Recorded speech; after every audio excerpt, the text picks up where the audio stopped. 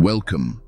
You are about to enter the vast inner landscape of Carl Gustav Jung, a journey through the depths of the unconscious, where shadows and symbols wait in silence, and where the path to wholeness slowly reveals itself. Tonight, as you rest, you will hear words drawn from Jung's psychology, not as rigid theory, but as living images, as whispers from the timeless soul of humanity. Let these words be like water, flowing gently around you. You do not need to analyze them. You do not need to grasp them. Simply allow them to wash over you, to settle into your body, to sink softly into your dreams. Carl Jung once said, "Who looks outside, dreams. Who looks inside, awakens." To look inside is to meet the shadow, the parts of ourselves we have denied, the forgotten impulses, the unlived life, the emotions buried for the sake of acceptance. The shadow is not an enemy. It is not evil. It is simply the hidden half of our being, waiting to be seen, waiting to be welcomed.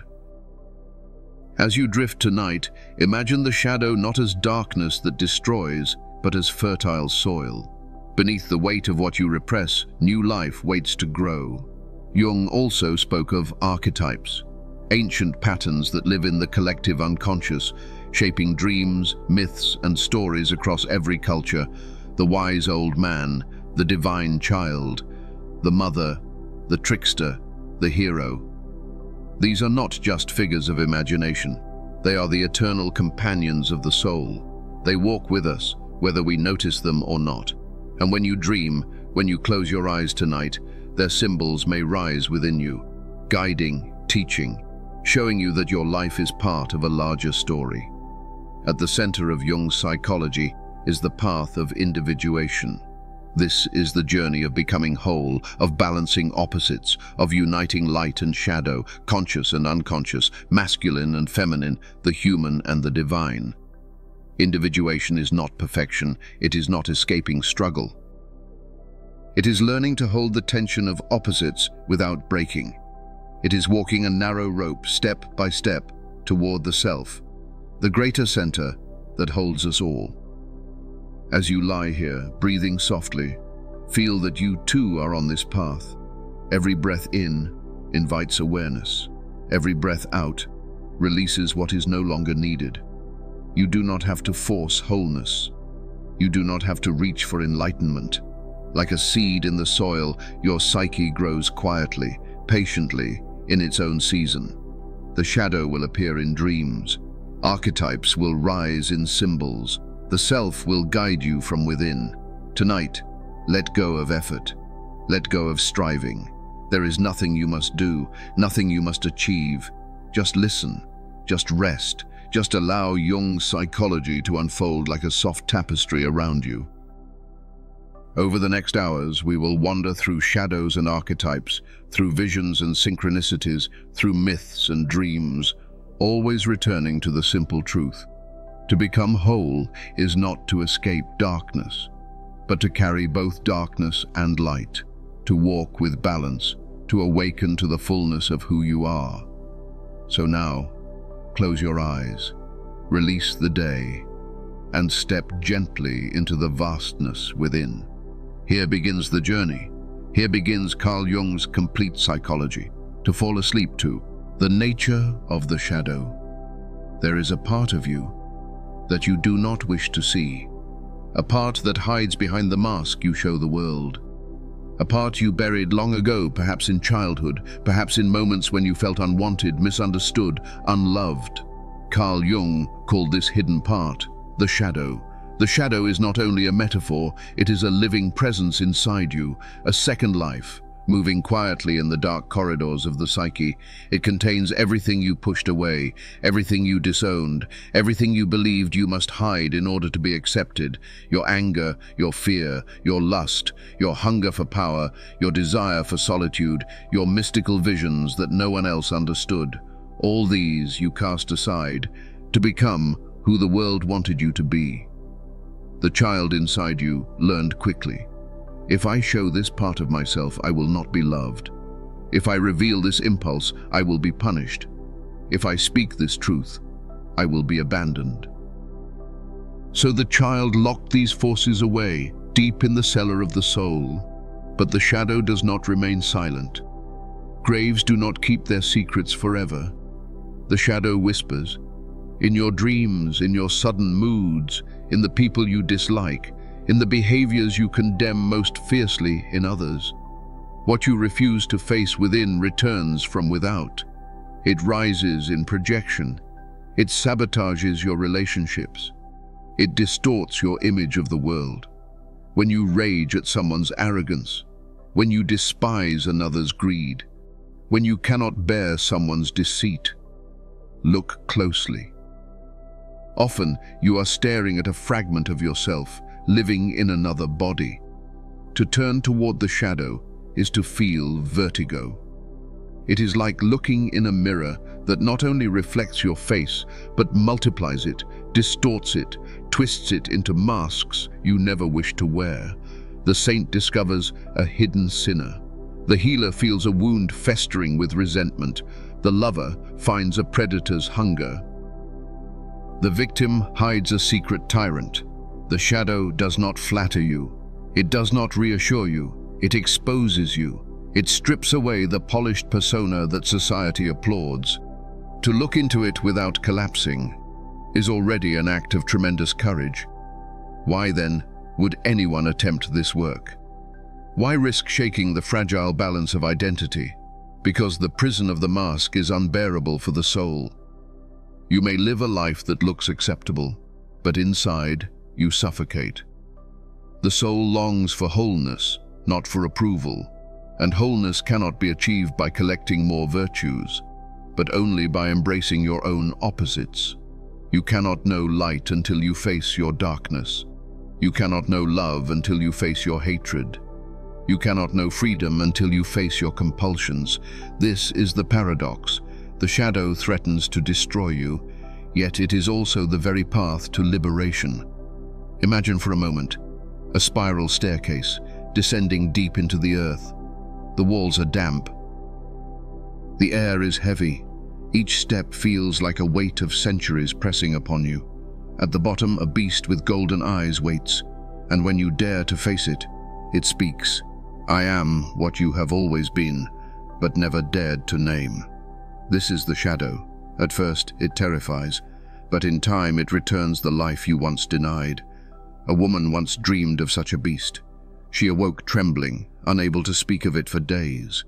But soon she discovered within herself a fierce instinct, a fire she had long suppressed. That fire gave her the strength to end a toxic relationship, to claim her independence, to create art that burned with vitality. The beast in the cellar frightened her, but it also gave her back her life. This is the gift of the shadow. It awakens what was buried. It releases the gold imprisoned in darkness. But beware, not all who descend return unscathed. Some lose themselves in fascination with their own darkness. They glorify the monstrous. They mistake indulgence for integration. They become possessed by the shadow. To integrate is not to unleash it recklessly upon the world, but to give it a seat at the table of your inner parliament, to learn from its voice without letting it rule the whole. Balance is everything. Freedom is not the absence of chains. It is the awareness with which you carry them. You cannot annihilate the shadow. You cannot burn it away with prayer or wash it off with holy water. The shadow belongs to you as much as your face does. To be free is to walk through the world with both hands open, knowing that one holds the light and the other the darkness, and that both are necessary for the wholeness of being. This is the nature of the shadow. It is dangerous, it is unsettling, and yet it is the doorway to your own liberation. Meeting the shadow in dreams. Dreams are the royal road to the unconscious. This was true for Freud, but for Jung, dreams were more than fragments of memory or wish. They were living messages from the soul, and if the shadow hides during the day, it walks openly at night. When you dream of a stranger following you, when you see a dark figure at the edge of vision, when a wild animal stalks you through the forest of sleep, These are not meaningless images. They are the shadow. Knocking on the door. The unconscious does not argue with you. It does not explain in words. It speaks in symbols. It paints pictures in the theater of dreams. And every dream you ignore is a letter from your soul left unopened. The shadow often appears as a pursuer, a man with no face, a woman cloaked in black, a figure who knows you more than you know yourself.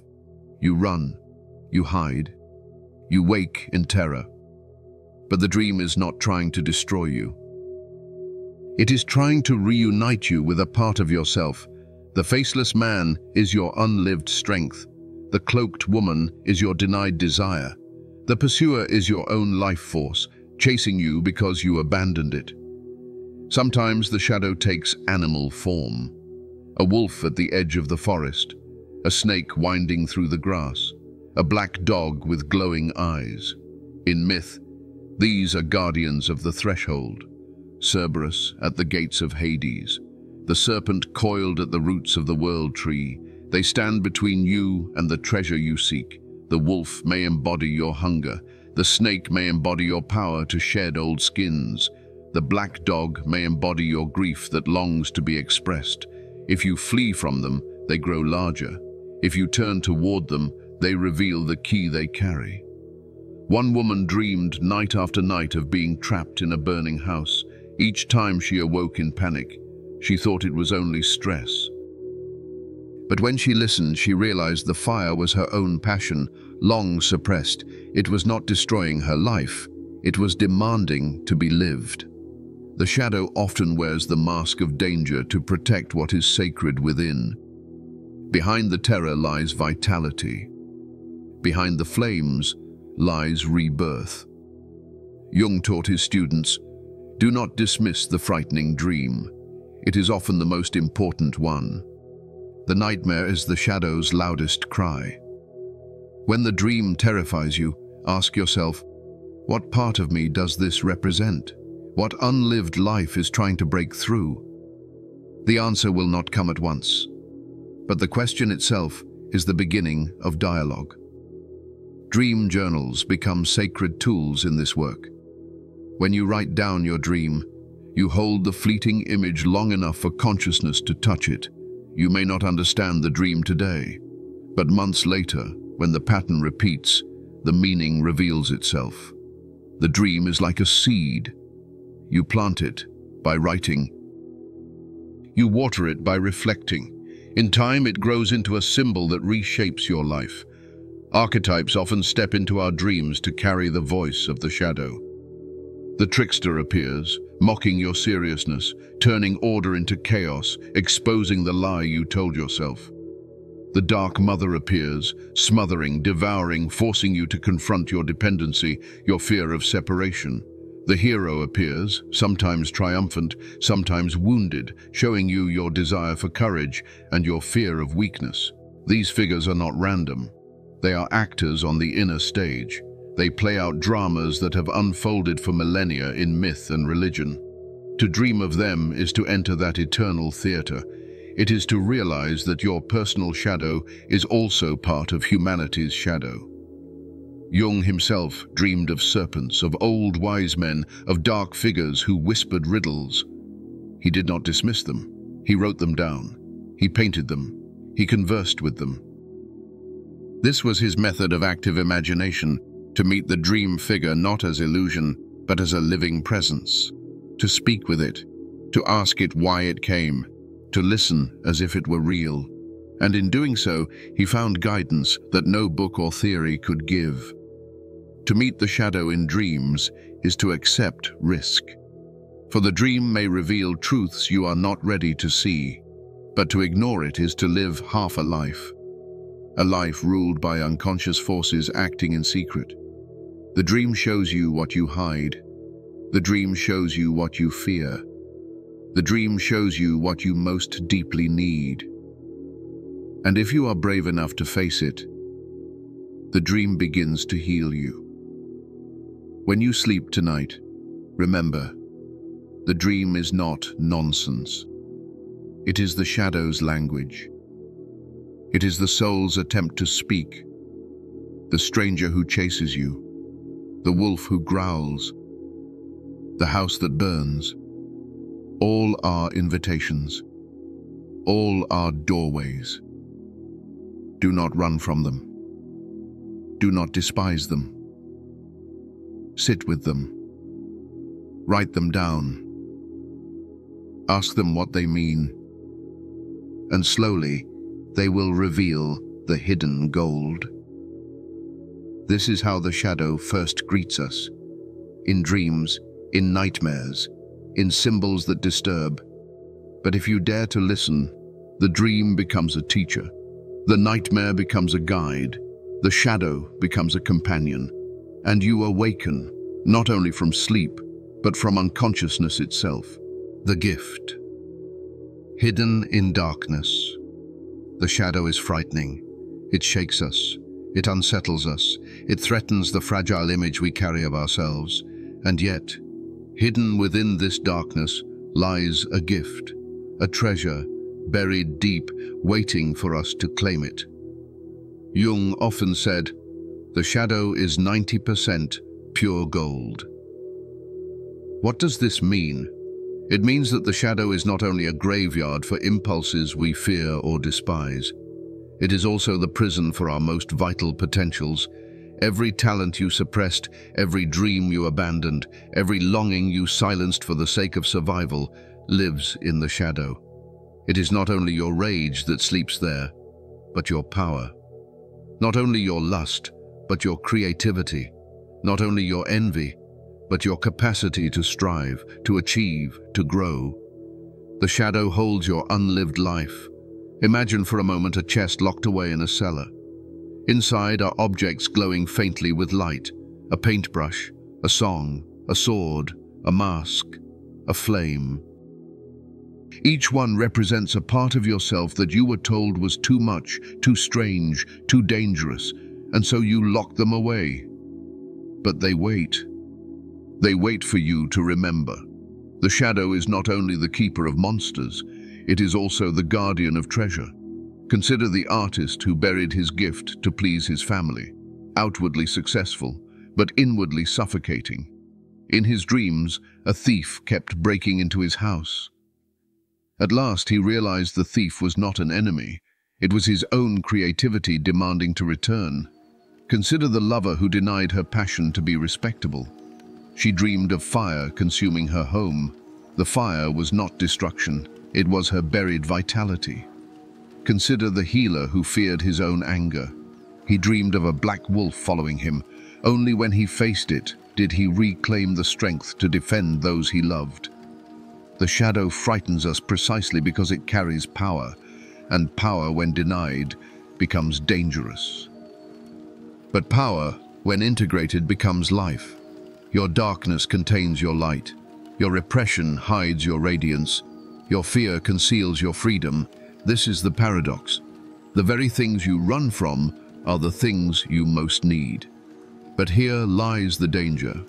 Some encounter their shadow and mistake indulgence for integration. They glorify their rage. They unleash their lust. They worship their power.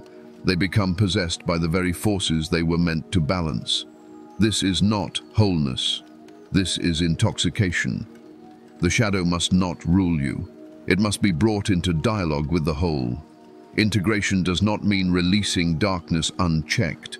It means holding it, listening to it, learning from it, without letting it dominate. Think of the alchemists.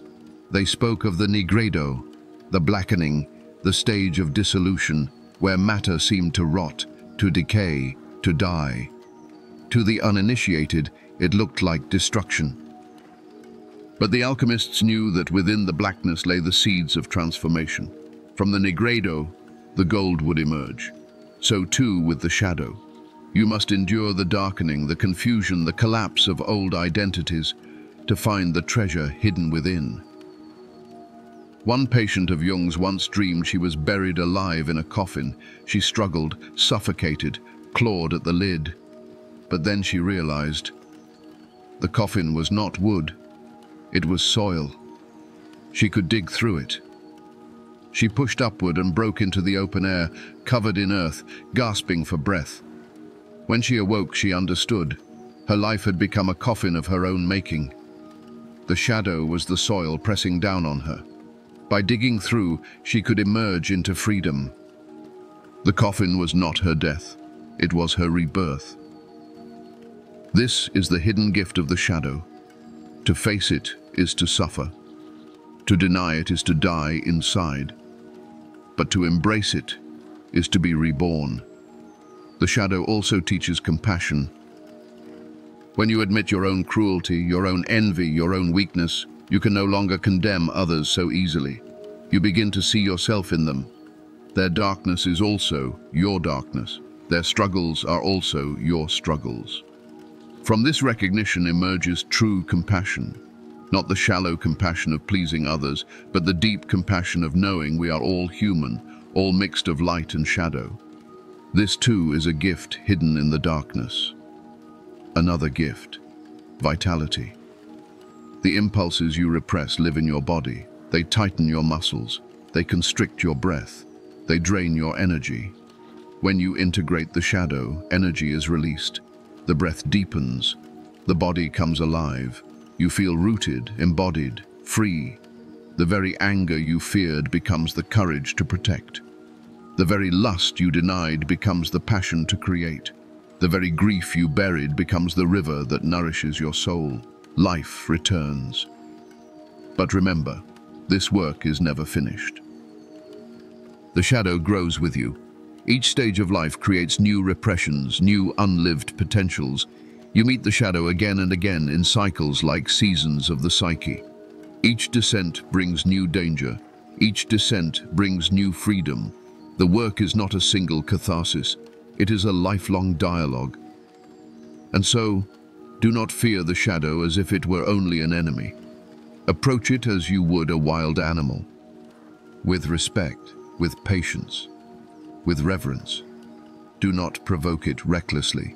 Do not underestimate it, but do not cage it either. Learn to live with it, to learn from it, to let it sharpen your instincts, expand your compassion, ignite your creativity. Then the danger becomes a teacher. The darkness becomes a gift. The shadow becomes your companion on the path to wholeness. This is the paradox of psychology. The very thing you most feared is the key you most need. The gold is hidden in the night. The treasure is buried in the soil. The light you seek is carried by the shadow you avoid. Archetypes, prophet, trickster, anima, self. We have walked into the realm of the shadow. We have felt its weight. We have glimpsed its danger. And we have seen the gold that lies hidden within it. But the shadow is not the only figure waiting in the unconscious. Beyond the cellar of our repressed life, there opens a vaster world. Here live the archetypes, ancient companions of the human soul. They are not invented by the mind. They are not products of culture alone. They are older than nations, older than religions, older even than history itself. They are patterns of life. Forces that shape how we dream, how we love, how we suffer, how we grow. To meet the archetypes is to realize that your personal story is woven into a larger story, the drama of humanity itself. And among the first of these figures, we meet the prophet archetype. The prophet appears as the messenger, the one who brings a vision, the one who speaks with a voice that seems not their own. In myth, the prophet descends from the mountain carrying tablets of law, or he wanders in the desert, burning with visions of the divine. He returns to the people with a message that cannot be ignored. Moses, Isaiah, Zarathustra, Christ, Muhammad, each carries the fire of revelation. Each speaks words that shake the foundations of their time. But the prophet is not only in Scripture, the prophet lives also in you. Whenever you feel a call, a whisper that your life must change, a vision of what could be, a sense that the old order has collapsed and something new is demanding to be born, that is the prophet archetype stirring. The prophet comes with fire, the fire of truth, the fire of clarity, the fire that burns through illusion. It can arrive as sudden inspiration. It can arrive as an overwhelming conviction that you must speak, that you must act, that you can no longer remain silent. This is the prophet in your soul. But here lies the danger. The prophet's voice is powerful. It feels divine. It feels absolute. It feels larger than life. And so the ego may confuse itself with the archetype. It may believe, I am the prophet. I am the divine voice. I am chosen. This is inflation, and it is deadly. Jung warned that Nietzsche fell into this trap. When he wrote, "Thus spoke Zarathustra," he did not merely imagine a prophet, he identified with the prophet. The archetype of revelation spoke through him, and he mistook it for his own voice. The fire that should have illuminated burned him instead.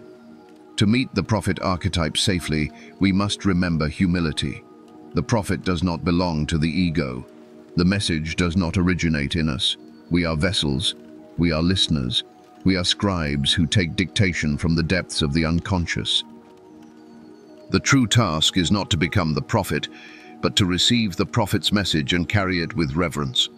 In dreams, the prophet may appear as a wise guide, an old man with eyes of fire, a woman clothed in light, a stranger who speaks words you cannot forget.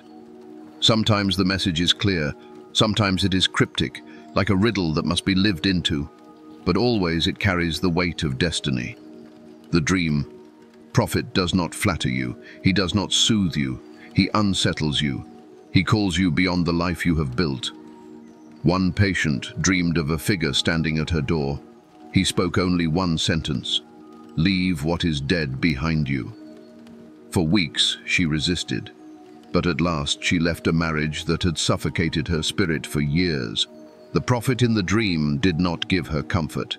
He gave her the truth she already knew but dared not admit. This is how the archetype works. It awakens the voice within you that demands transformation. But remember, the prophet archetype is double-edged. It can awaken, it can destroy. History is filled with prophets who brought visions that liberated and others who brought visions that enslaved. The difference lies in humility. Do you serve the message, or do you believe you are the message? The first leads to transformation. The second leads to possession. In the life of the soul, you too will hear the prophet's voice. It may come as an intuition that your work is false. It may come as a dream that demands you turn in a new direction. It may come as a sudden moment of awe when you realize your life must change. Do not dismiss it. Do not inflate it. Listen, write it down, live into it. But remember, you are not the prophet. You are the listener. The prophet archetype is the call. The shadow was the descent. But the prophet is the voice that tells you why you must descend. It announces, your old ways will not suffice. A new life must be born. And if you heed it, you begin the journey of individuation, not because you forced it, but because the deeper self spoke through the archetype of the prophet. This is the first archetype we meet after the shadow, the voice of vision, the fire of transformation, the danger of inflation, the invitation to humility. The prophet has spoken. Now, the trickster waits in the wings, ready to laugh, to mock, to trip us, and to show us another face of the unconscious. The trickster archetype. After the prophet speaks, after the fire of vision has filled the soul, another figure steps forward from the unconscious. He does not arrive with reverence. He does not speak with thunder. He arrives laughing. He arrives mocking. He arrives to disrupt. This is the trickster. The trickster is as old as myth. He is Loki, the mischief maker of the Norse. He is Hermes, the cunning messenger of the Greeks. He is Coyote, the prankster of Native American stories. He is the clown who turns order into chaos. In every culture, the trickster exposes our pretensions. He crosses boundaries. He breaks rules.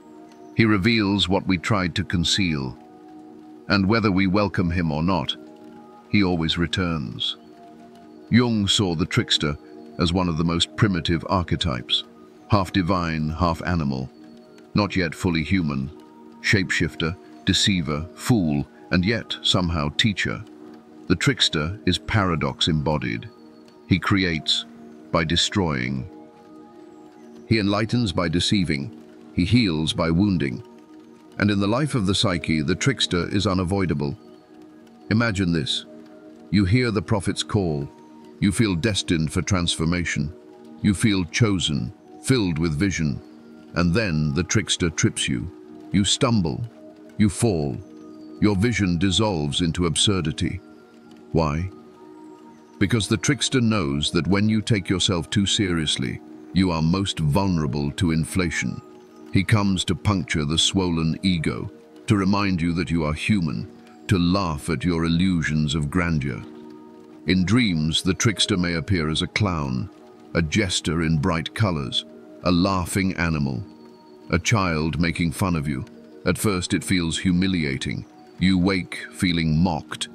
You wonder why your unconscious would ridicule you.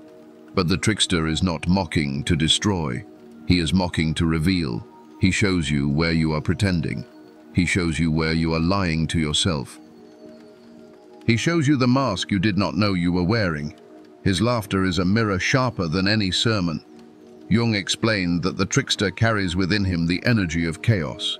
If integrated, this chaos becomes creativity. If denied, it becomes sabotage. Unintegrated, the trickster ruins your plans. He makes you miss the meeting. He makes you say the wrong words at the wrong time. He ensures your illusions collapse. Integrated, the trickster becomes the spark of invention, the flash of humor that dissolves conflict, the playful spirit that creates art, that makes room for new life. One man dreamed that he was giving a great lecture. He felt wise, important, chosen.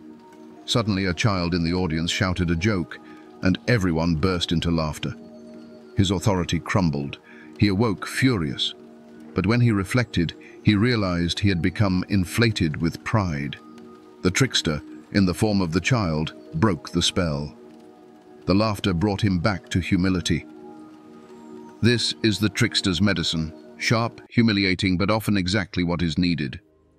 In mythology, the trickster often steals. He steals fire, he steals secrets, he steals food from the gods. What he steals, he often brings back to humanity as a gift. Prometheus stole fire. Hermes stole Apollo's cattle. Coyote stole the sun and the moon. To the gods, he is a thief. To humanity, he is a benefactor. So too in the psyche. The trickster steals your comfort, your certainty, your illusions, but in their place he leaves freedom. He leaves creativity. He leaves truth, however uncomfortable. The trickster also teaches us to hold contradictions. He is holy and profane. He is wise and foolish. He is creative and destructive. He is healer and poisoner. He shows us that life itself is paradox. And if we cannot bear paradox, we cannot bear life. The trickster trains us in ambiguity. He prevents us from clinging to certainty. He keeps us supple, open, alive. But beware, the trickster, if not integrated, can wreak havoc. He may seduce you into cynicism, into mocking everything, into destroying without creating. He may tempt you to chaos for its own sake. He may leave you laughing bitterly, unable to take anything seriously, unable to build, unable to love. This is trickster possession. It is as dangerous as profit inflation. The task is not to banish the trickster, but to dance with him, to learn his laughter, to let his chaos refresh you without letting it rule you. In everyday life, the trickster often appears in accidents, in mistakes, in the things you did not plan. A slip of the tongue, a sudden failure, a joke that reveals too much. When these moments come, ask yourself, is the trickster at work here? What truth is being revealed beneath the error? Often, what feels like failure is the psyche correcting your course. Often, what feels like embarrassment is the soul laughing at your mask. And so the trickster comes after the prophet, and he comes to make sure you do not confuse yourself with God. He comes to make sure you remember you are human. And though his ways are harsh, they are necessary. For without the trickster, vision becomes fanaticism. Without the trickster, seriousness becomes tyranny. Without the trickster, transformation becomes pride. But with the trickster, we learn to laugh. We learn to play. We learn to fail and rise again. And this too is part of individuation. The prophet calls you. The trickster humbles you. Together they prepare the way for the next figure. The anima, the soul image that connects you to feeling, to imagination, to the depths of relationship. The anima archetype. After the prophet has spoken, after the trickster has laughed, another figure emerges from the depths of the unconscious. She is more subtle, more elusive. She does not thunder. She does not mock. She appears in silence, in beauty, in tenderness that unsettles as much as it attracts. This is the anima. For Jung, the anima is the inner feminine in man, the counterpart to the animus, the inner masculine in woman. Together they are bridges. They connect the ego to the unconscious. They open the doorway to the self. But they also deceive, seduce, confuse, and overwhelm. For the anima is both muse and siren, guide and destroyer, angel and witch. In a man's dreams, the anima often appears as a woman. She may be radiant, loving, wise, or she may be dark, cruel, manipulative.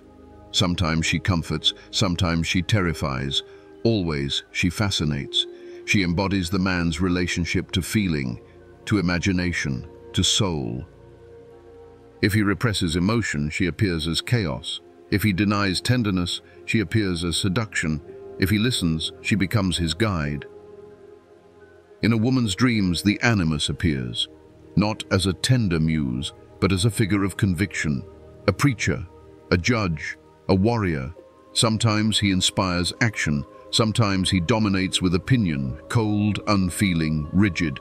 He embodies the woman's relationship to reason, to logos, to will. If she represses thought, he appears as tyrant. If she denies strength, he appears as destructive critic. If she listens, he becomes her inner guide to clarity. Jung saw anima and animus not as fantasies, but as archetypes that shape the deepest layers of human relationship. They explain why we fall in love with strangers, why we are captivated by certain figures, why our emotions seem to overflow beyond reason. We are not only meeting another person, we are meeting our own soul image projected outward. A man meets a woman and feels she is his destiny. She embodies his longings, his unlived tenderness, his creativity, but what he sees in her is not only hers, it is his anima projected onto her face. A woman meets a man and feels he carries authority, clarity, power, but what she sees in him is not only his, it is her animus, seeking to be recognized. This is why love can feel like enchantment, and why it can turn to disillusionment.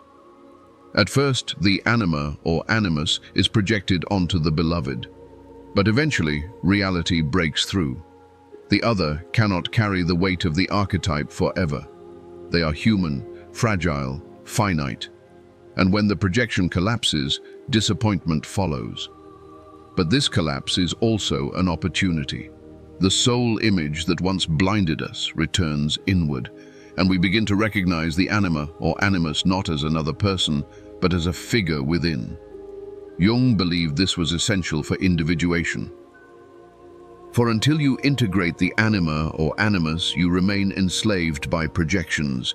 You chase illusions. You mistake the outer for the inner. But once you meet the archetype directly, in dream, in imagination, in reflection, you begin a dialogue. The anima becomes a guide. The animus becomes a teacher. Together, they lead you to the self. Jung himself experienced this.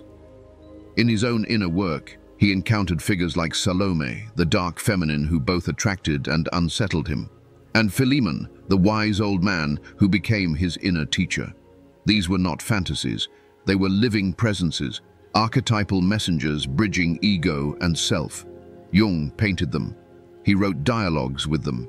He treated them as real, and through this, his psychology was born. In your own dreams, pay attention to the figures of the opposite sex. The alluring woman, the stern man, the mysterious guide, the manipulative seducer. Ask yourself, what part of my soul is seeking voice through this figure? What emotion have I denied? What power have I projected outward? Do not dismiss them. Do not worship them. Engage them. Listen. They are bridges to the deeper self. The anima also carries the gift of creativity. Poets, artists, musicians. Many speak of a muse, an inner woman who inspires their work. This is the anima's gift. She brings images, symbols, songs, visions. She opens the gates of imagination. Without her, art withers. With her, art flows like a river. But beware, the same river can flood. If the anima is not integrated, she overwhelms. The artist becomes possessed. Creativity turns to chaos.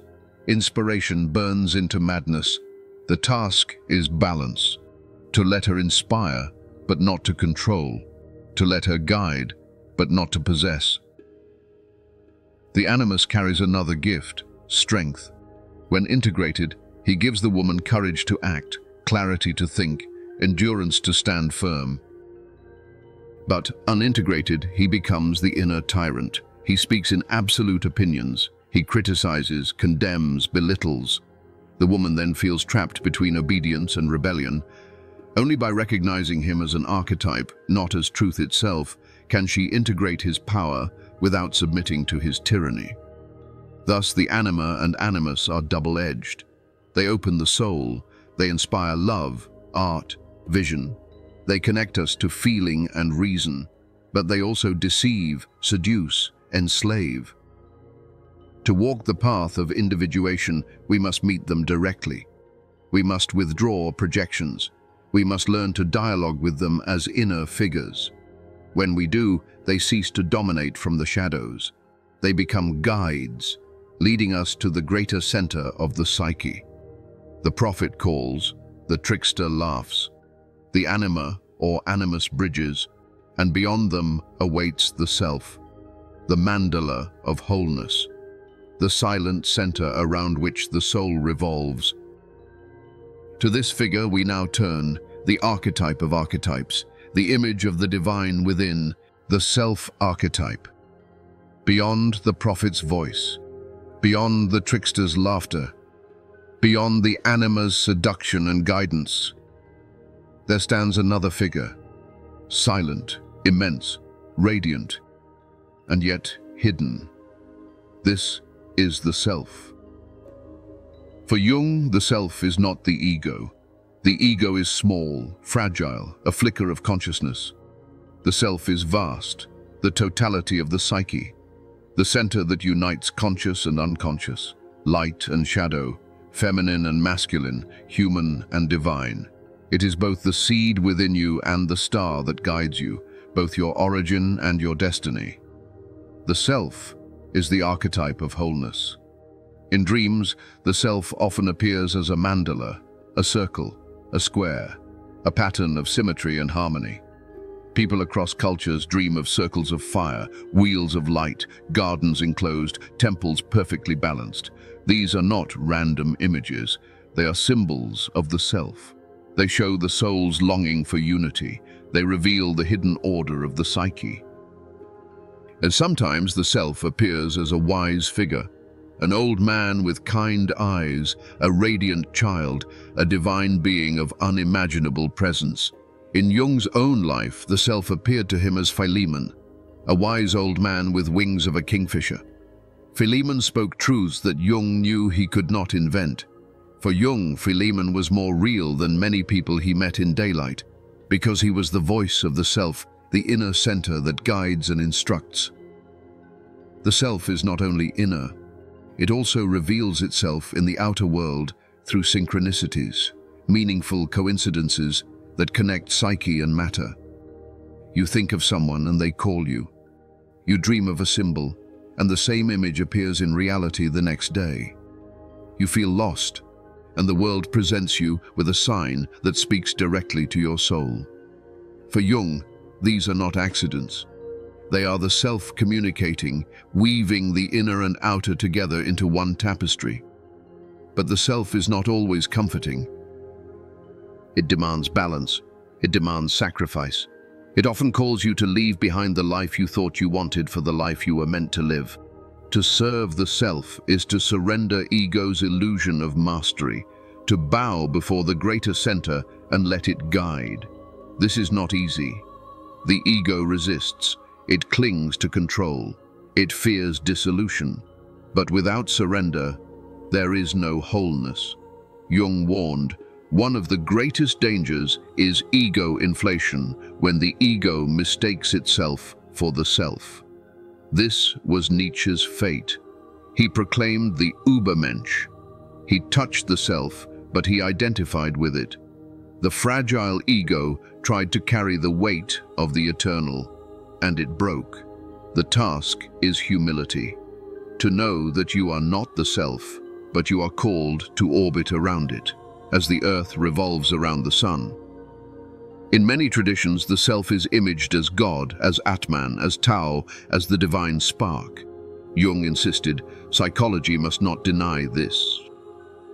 For the experience of the self is the experience of the sacred. Even if we use different words, the reality is the same.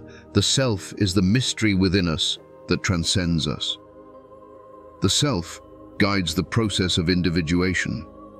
Step by step, it draws us toward balance. When you repress the shadow, it sends dreams to confront you. When you are inflated by the prophet, it sends the trickster to humble you. When you deny your feeling, it sends the anima to seduce you into wholeness. All along, the self is orchestrating. All along, it is drawing you toward integration. Sometimes you may glimpse the self directly, a dream of radiant light, a vision of a mandala spinning with energy, a sudden sense of oneness with the universe. These moments feel holy. They leave you changed. But they cannot be possessed. They cannot be forced.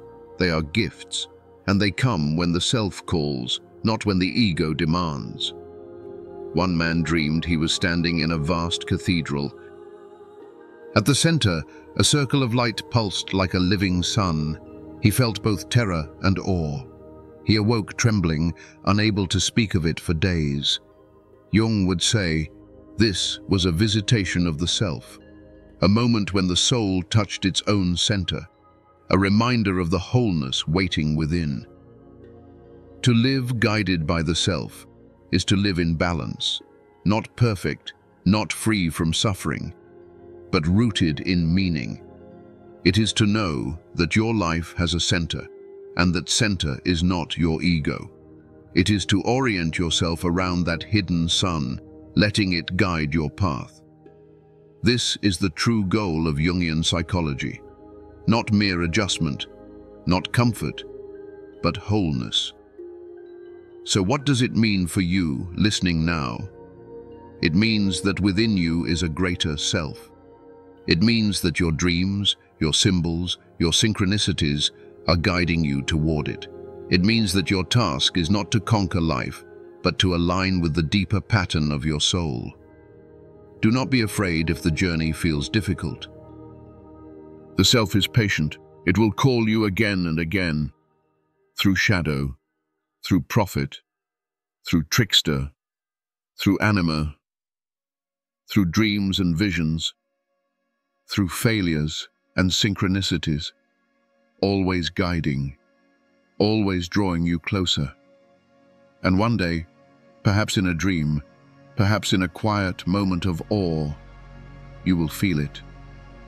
The self, the silent center. the wholeness that holds both your darkness and your light. And in that moment you will know you are not alone. You are not lost. You are part of something vast, eternal, mysterious. The self is the archetype of God within, the image of the divine in the human soul, the hidden treasure that was seeking you all along. This is the self archetype, the mandala of wholeness, the radiant center, the final guide. To know it is to know your true path. To serve it is to become whole. We have walked through the gallery of archetypes, each one a face of the unconscious, each one both guide and danger. The prophet arrived first, with fire, with vision, with a voice that called us beyond the old. He showed us the power of revelation and the peril of inflation. Then the trickster danced in, laughing, mocking, disrupting. He broke our pride.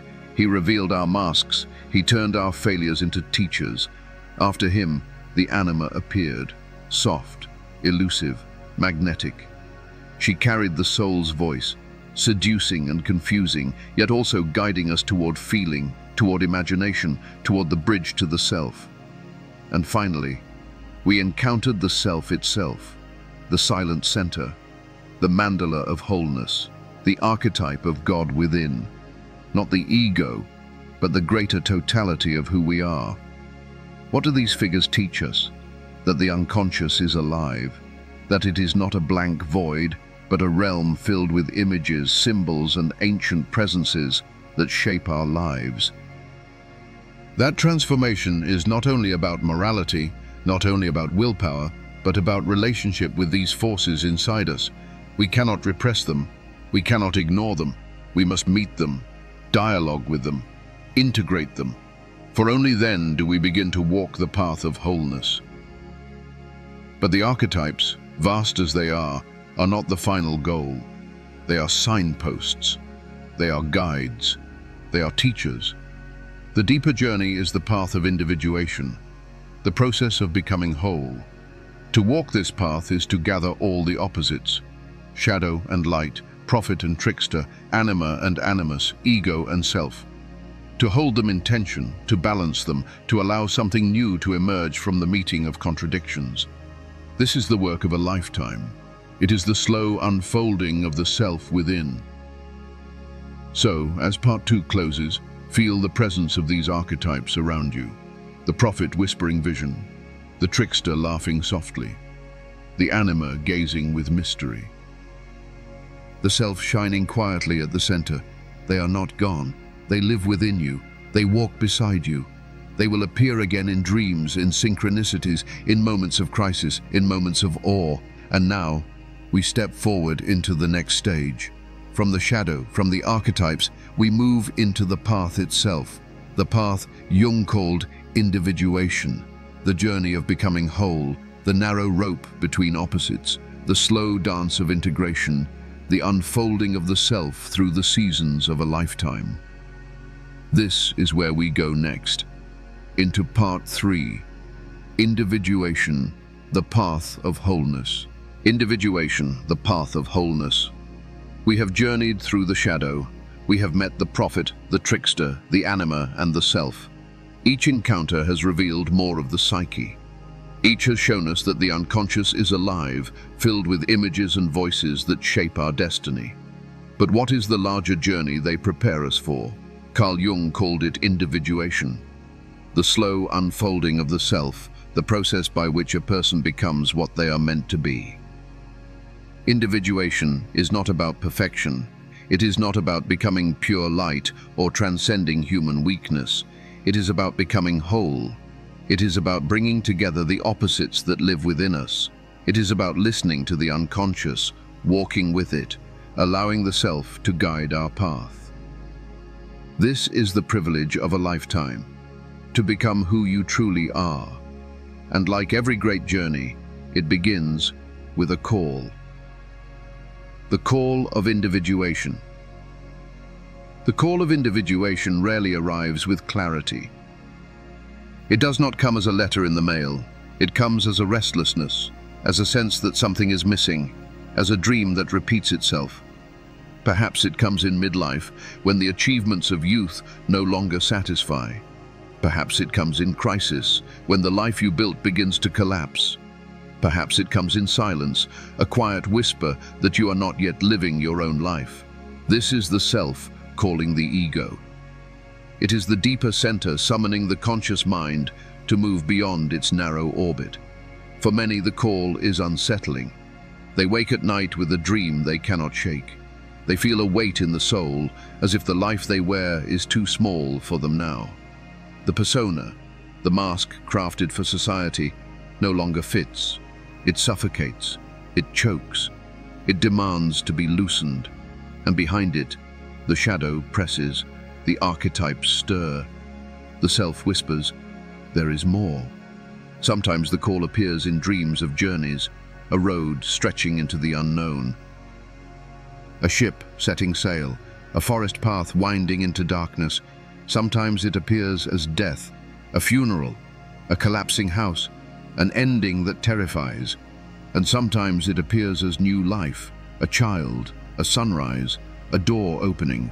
Each image is symbolic. Each one is the unconscious saying, the old is finished, the new awaits. Jung compared this to the hero's journey in myth. The hero begins in the ordinary world, but one day a call comes. A messenger arrives. A crisis strikes. The hero must leave what is familiar and descend into the unknown. So too with individuation. The ego resists. It clings to safety. It fears the abyss. But if the call is refused, the soul withers. Life becomes flat. The shadow grows darker. Neurosis, depression, emptiness follow. To answer the call is to risk, but to refuse it is to die without ever having lived. The call may not be dramatic. It may come quietly. As the question, is this all there is? It may come as boredom, a loss of meaning, a sense that achievements taste hollow. This too is the self speaking, not with thunder, but with silence, not with fire, but with emptiness. One man, outwardly successful, dreamed night after night of being lost in a city. Every street he turned down led to a dead end. He grew anxious, desperate, until finally he woke weeping. He came to Jung in despair, and Jung told him, "You are not lost. Your ego is lost. Your self is calling you to a new path." The dream was not punishment, it was invitation. To hear the call is to feel torn. Part of you longs to remain where you are. Part of you longs to leap into the unknown. This tension is the threshold, the doorway between the old life and the new. And though the call may come from within, it often comes from without as well. A loss, a death, an illness, a betrayal. Life itself becomes the messenger. The event you feared most becomes the summons you could not ignore. Do not imagine the call is easy. It unsettles everything. It strips away false securities. It leaves you trembling. But remember this, the self does not call you to destroy you. It calls you to make you whole. What dies is only what is false. What collapses is only what no longer serves. What emerges is your unlived life, waiting to be born. To hear the call of individuation is to stand at the edge of the forest. You do not know where the path will lead. You do not know what you will face, but you know you cannot remain where you are. The choice is yours, to step forward into the unknown, or to turn back into the familiar and live half a life. Jung wrote, "The most terrifying thing is to accept oneself completely. This is the essence of the call, to accept the journey toward your own wholeness, to accept both your shadow and your light, to accept that your life is not yet complete." And so, individuation begins, not with answers, but with a question, not with certainty, but with a whisper. The call has been heard. Now the path opens, And the work of holding the opposites lies ahead, holding the tension of opposites. To answer the call of individuation is to step onto a path unlike any other. It is not the path of escape, nor the path of perfection. It is the path of holding what feels impossible to hold. Standing between opposites without collapsing into one side or the other. This is the heart of individuation, to carry the tension of opposites. Our psyche is built from contradictions, the shadow and the persona, the instinct and the spirit, the masculine and the feminine, the ego and the self. Each pair pulls in different directions, each demands loyalty, each whispers, "Choose me, abandon the other." But the task is not to choose. The task is to endure the tension, to let both exist, to allow the spark of transformation to emerge from their clash. Jung once said, "The greater the tension, the greater the potential." Without tension, there is no growth. Without opposites, there is no energy. When you collapse into one pole, you live half a life. When you repress the opposite, it returns as neurosis, as projection, as fate. But when you hold both, a third emerges, a symbol of wholeness, a new way forward. Imagine a rope stretched tight between two posts. The rope trembles with strain. If one post collapses, the rope falls slack. But if both posts stand firm, the rope holds strong. And across it, you may walk. So too with the soul. It needs tension to hold its form. It needs opposites to awaken transformation. In dreams, this tension often appears symbolically. A man dreams of fire and water clashing. A woman dreams of sun and moon in conflict. Another dreams of two figures wrestling endlessly. These are not random images. They are mirrors of the soul's struggle to hold opposites without fleeing. The dream says, "Do not repress, do not split, endure the conflict. Stay at the center until something new is born." This is what the alchemists called the conjunctio, the union of opposites. They spoke of king and queen, sun and moon, sulfur and mercury. In their union, gold would be created. Jung saw in this alchemy a profound symbol of individuation. The psychic gold is not produced by choosing one side. It is produced by holding both until a deeper unity appears. But holding the tension is painful. The ego wants resolution. It wants clarity, certainty, closure. It wants to declare, "I am light, not darkness. I am reason, not instinct. I am strong, not weak." But the self asks more. The self asks you to say, "I am both. Light and darkness. Reason and instinct. Strength and weakness. Human and divine." One patient came to Jung tormented by conflicting desires. He longed for freedom, yet feared loneliness. He longed for love, yet feared intimacy. He demanded an answer. "Which shall I choose?" Jung replied, "Do not choose, hold both. Endure the tension. From it, something new will be born." And indeed, in time, the man's dreams shifted. He no longer saw only opposites. He began to see symbols of integration, a bridge, a child, a circle. The self was speaking. The tension had created transformation. But beware. When the ego cannot bear the tension, two dangers appear. One is collapse into repression. We deny the shadow, cling to persona, pretend the conflict does not exist. This leads to stagnation, rigidity, neurosis. The other is collapse into inflation. We identify with one pole, with prophet or trickster or anima, and believe we have found the answer. But the other pole returns with vengeance and the psyche is torn apart. Only by holding the tension does the third emerge.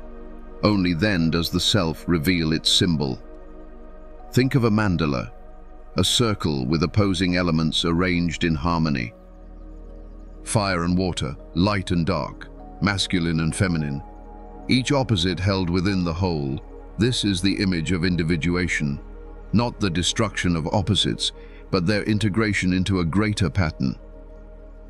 In your own life, you may feel this tension, the pull between work and rest, between intimacy and solitude, between duty and freedom, between who you are and who you might become. Do not rush to resolve it. Do not silence one voice for the sake of peace. Sit with the dissonance. Breathe into it. Let it stretch you. The new life you seek is hidden inside that very conflict. The call of individuation led you to the threshold. The tension of opposites keeps you there until the self can speak. This is the crucible of transformation, the place where the ego is stretched, broken open, made capable of receiving the greater whole. It is not easy, but it is necessary. And when you endure it, when you refuse to collapse, something remarkable happens. Symbols appear, dreams shift, a sense of new balance emerges. You begin to glimpse the gold of the psyche, the treasure hidden in the tension, the wholeness waiting within. This is the work of individuation, to hold the tension, to suffer the conflict, to allow the opposites to meet until a new unity is born. And so the path continues. From the call to the crucible, to the symbols of transformation that the unconscious sends to guide the way. Symbols of transformation. When you answer the call of individuation, when you endure the tension of opposites, something begins to stir in the depths. The unconscious does not leave you alone. It responds. It sends images. It sends dreams. It sends symbols. For the psyche speaks its deepest truths, not in arguments, not in logic, but in symbols. Symbols are the language of transformation. A symbol is not a sign. A sign points to something clear and fixed, but a symbol carries layers of meaning, endless depth, a mystery that cannot be exhausted. The cross, the lotus, the Ouroboros, the mandala, these are not just drawings. They are containers of psychic energy. They hold contradictions together. They guide us into the unknown. In the process of individuation, the unconscious spontaneously creates symbols to show us where we are, to show us what is happening, to show us what must come next. They are maps of the journey. Not maps we invent, but maps given to us by the self. One of the most powerful symbols is the mandala.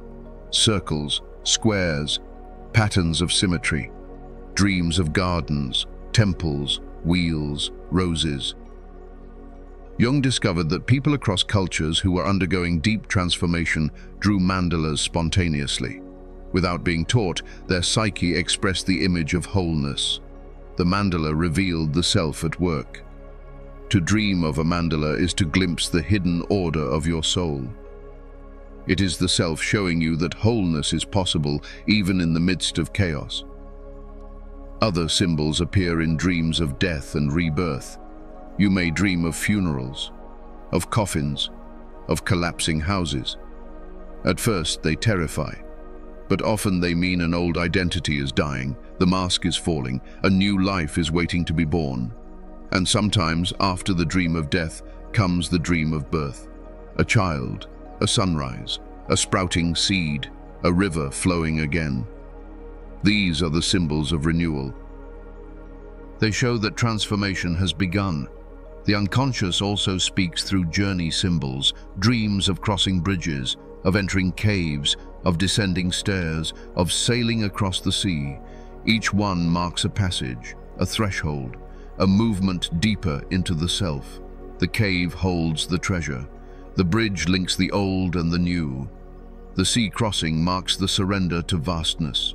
These are not fantasies. They are archetypal stages of individuation. Sometimes symbols come not in dreams, but in waking life. A synchronicity, a book falling open to the right page, a chance meeting with the right person, a phrase overheard that answers your secret question. Jung called these events the self breaking through into matter, the outer world and inner world woven together by meaning. When such symbols appear, pay attention.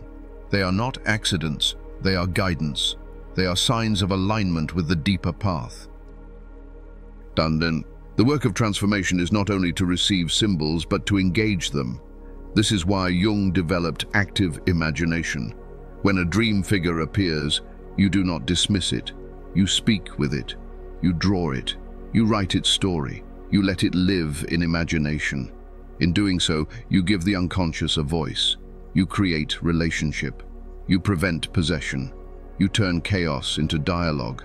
Art, ritual, meditation, writing. All these become vessels through which symbols are expressed. Without such vessels, symbols remain trapped. They overwhelm, they possess. But when you express them, you build a bridge. You allow their energy to transform you without destroying you. One woman, in analysis with Jung, dreamed repeatedly of a serpent. It coiled around her, its eyes burning with intelligence. She feared it would devour her. Jung asked her to paint it, to look at it, to speak with it in imagination. In time, she discovered the serpent was not her death. It was her transformation. It forced her to shed an old skin. It compelled her to grow. The symbol, once terrifying, became her teacher. Symbols are not decoration. They are medicine. They are the psyche's way of guiding us through the unknown. They remind us that individuation is not random. It has a pattern. It has stages. It has direction. The self knows the way, and it speaks through symbols. So when you dream, write it down. When you notice a symbol repeating, honor it. When a synchronicity occurs, pause, listen, reflect. Do not dismiss these things. Do not reduce them to coincidence, for they are the language of the soul. They are the signposts of transformation. They are the proof that the self is guiding you. Individuation is long. It is difficult, but you are not alone. Your dreams accompany you. Your symbols walk beside you. The unconscious is your companion, sending messages in the night and signs in the day. And when you learn to read its language, you discover that every step, every struggle, every loss, every joy is woven into the tapestry of your becoming. Symbols of transformation appear again and again until the ego learns to bow before the self, until you begin to live, not from the mask, but from the center. And this is where individuation leads to a life lived from the self, living from the self. The journey of individuation is not only about dreams, symbols, and inner visions. It is about life, how you live, how you walk through the world, how you treat others, how you carry yourself day by day. For individuation is not escape from the world. It is not retreat into fantasy. It is not hiding in endless self-reflection. It is learning to live moment by moment from the self. To live from the self is to live from wholeness. Not perfection, not purity, but wholeness. It means that the ego no longer pretends to be the center. It orbits around a greater sun. It bows to the self, the hidden core of the psyche, the archetype of wholeness. What does this look like? It looks like balance. The balance between shadow and light, between instinct and spirit, between inner life and outer duty.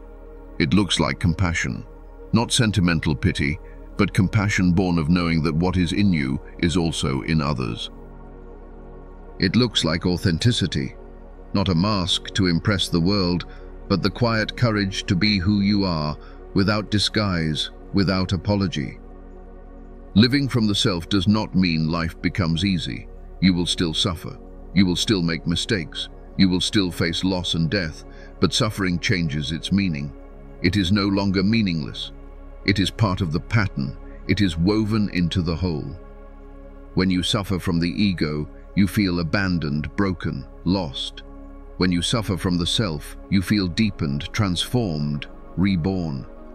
A person who lives from the self no longer projects their shadow blindly.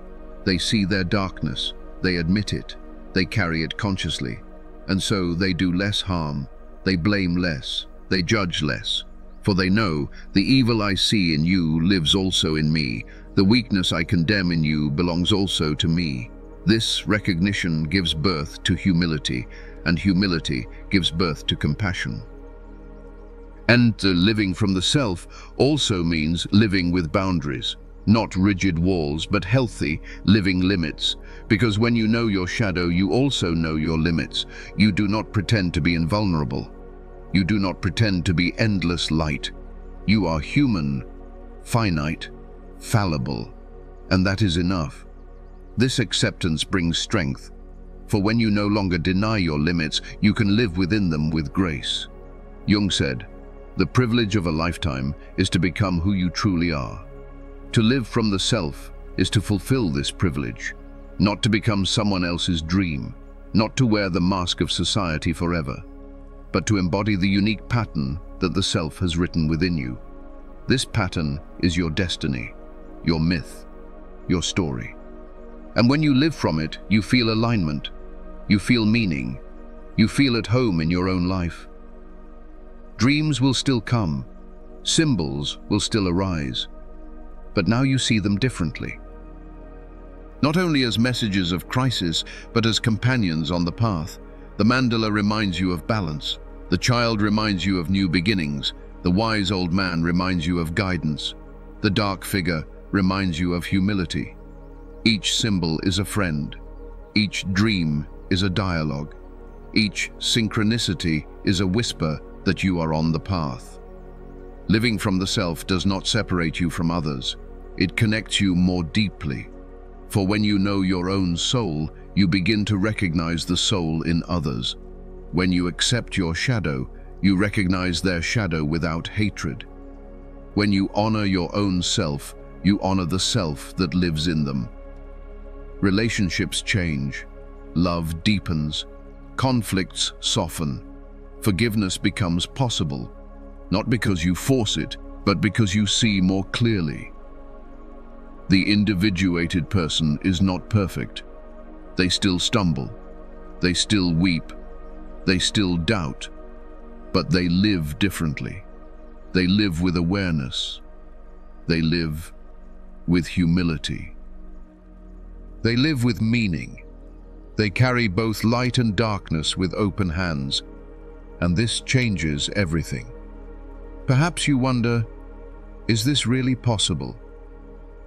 Can an ordinary person live from the self? Jung would answer, yes. Not fully, not always, but step by step. Every dream you listen to, every shadow you admit, every symbol you honor, every paradox you hold, each one moves you closer. Each one brings you into orbit around the self. This is individuation, not a sudden leap, but a lifelong journey.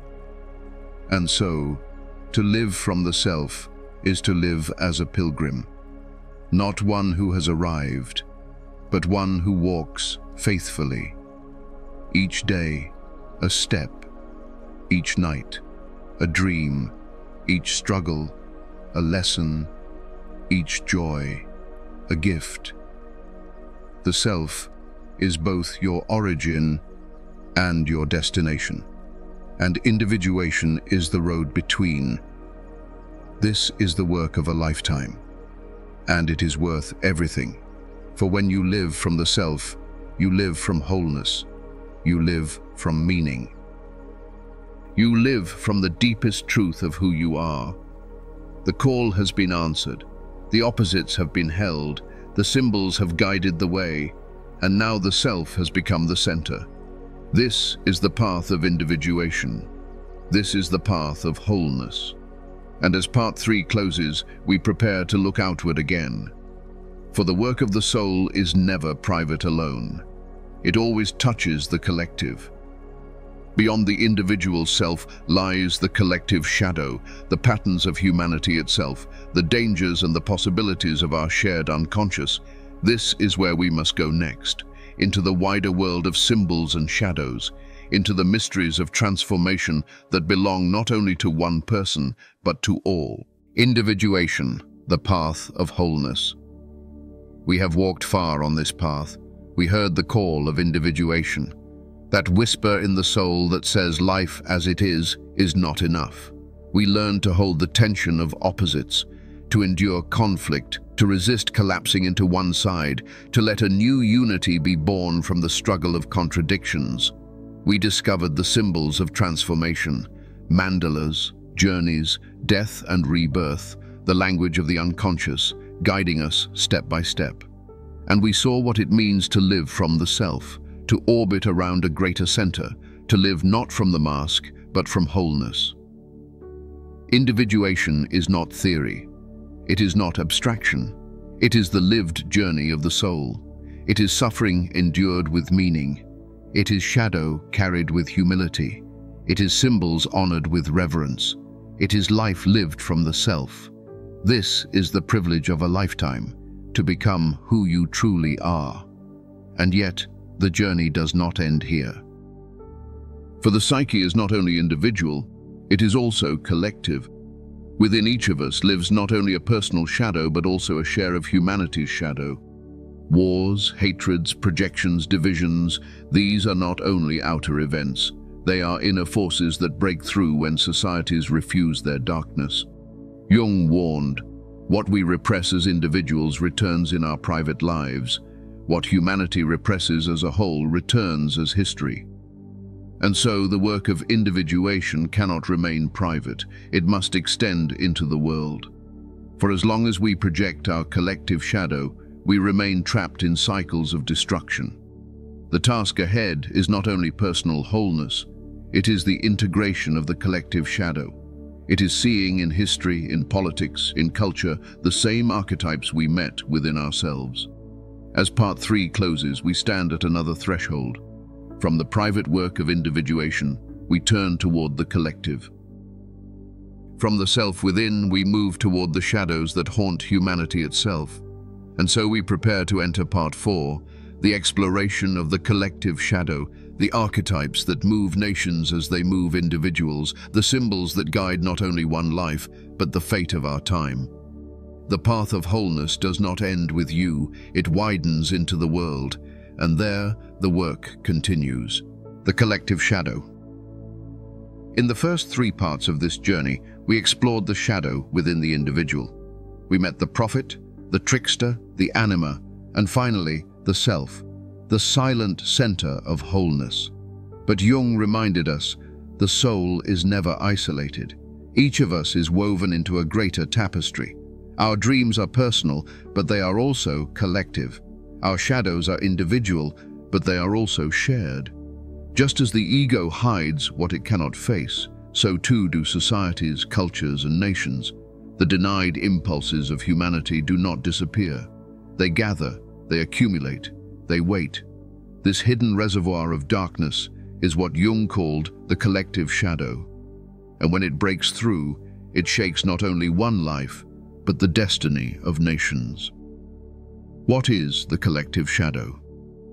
The collective shadow is everything that a society, a culture, a civilization refuses to acknowledge in itself.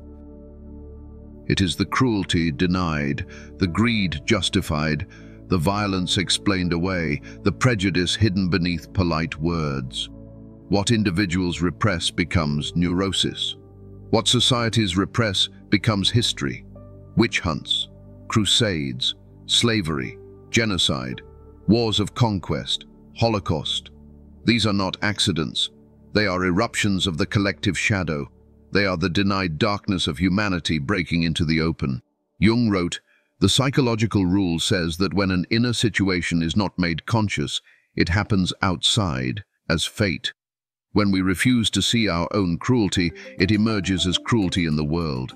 When we deny our own lust for power, it emerges as tyrants and dictators. When we repress our collective hatred, it erupts as war." The collective shadow is not out there. It is not only in our enemies, it is in us, in our culture, in our group, in our nation.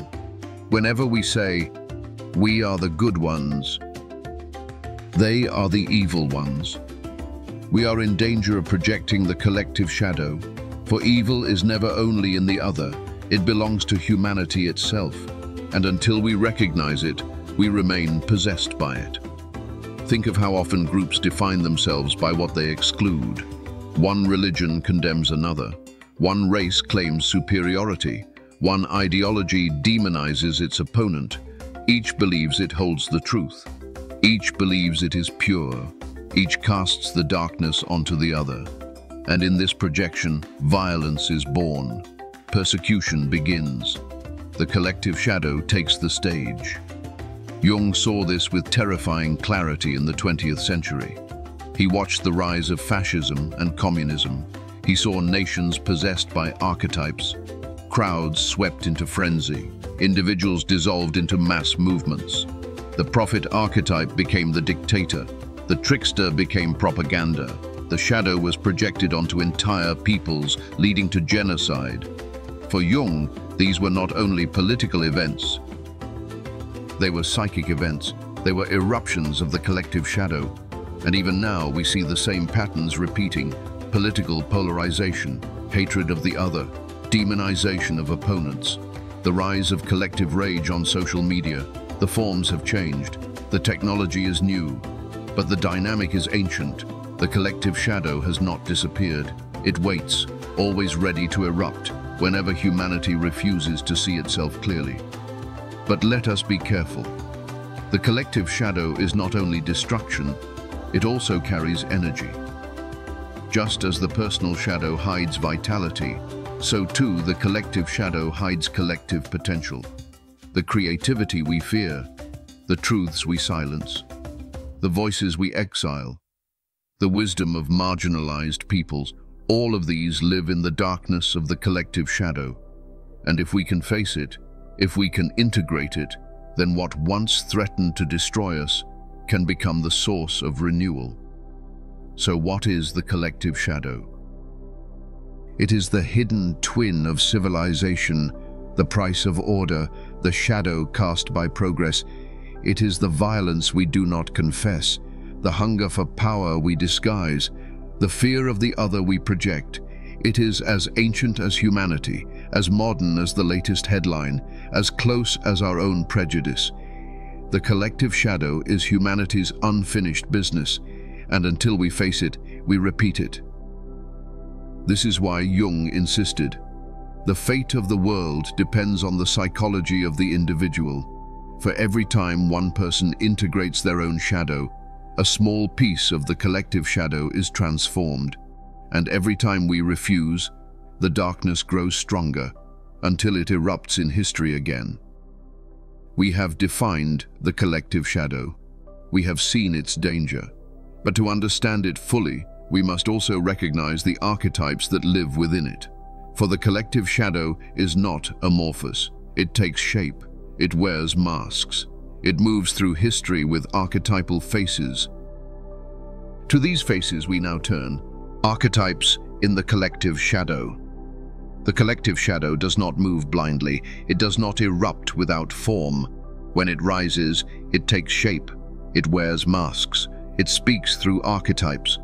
The same ancient figures that we met in the individual psyche also appear on the stage of history. But in the collective, they are magnified. They grow vast, overpowering, possessing entire nations. The prophet is one such figure. In the individual, the prophet can awaken vision, but in the collective, the prophet easily becomes the fanatic.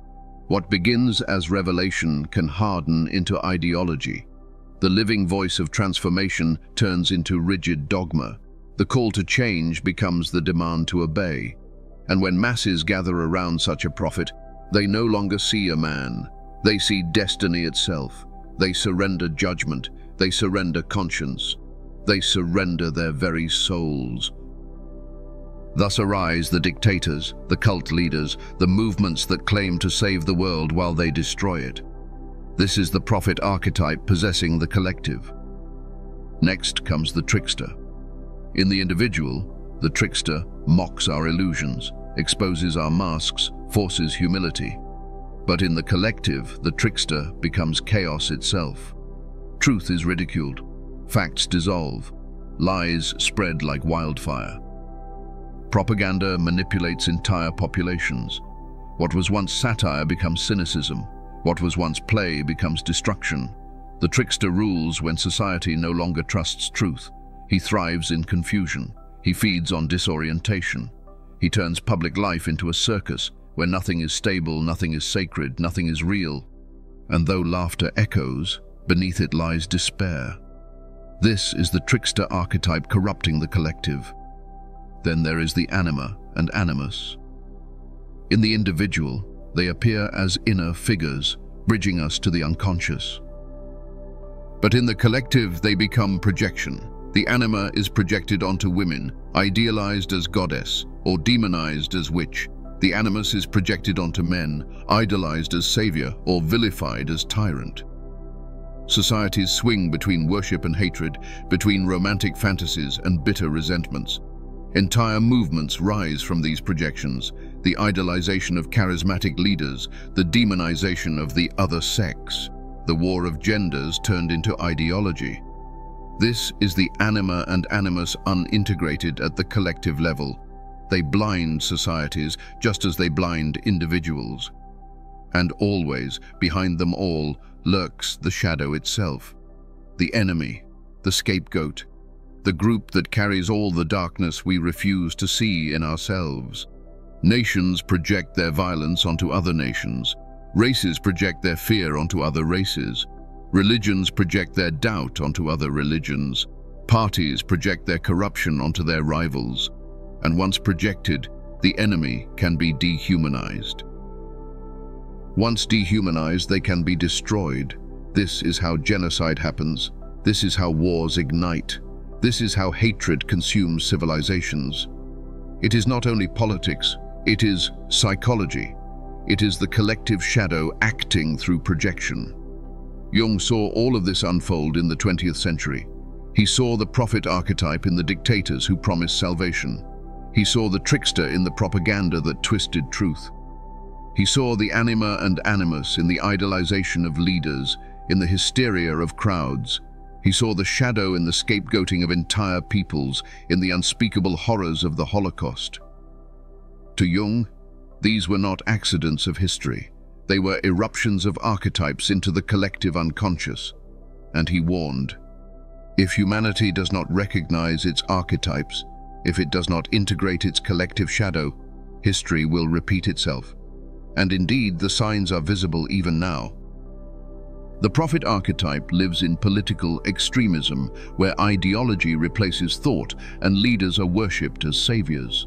The trickster thrives in disinformation, in the culture of mockery, in the flood of images that erode trust.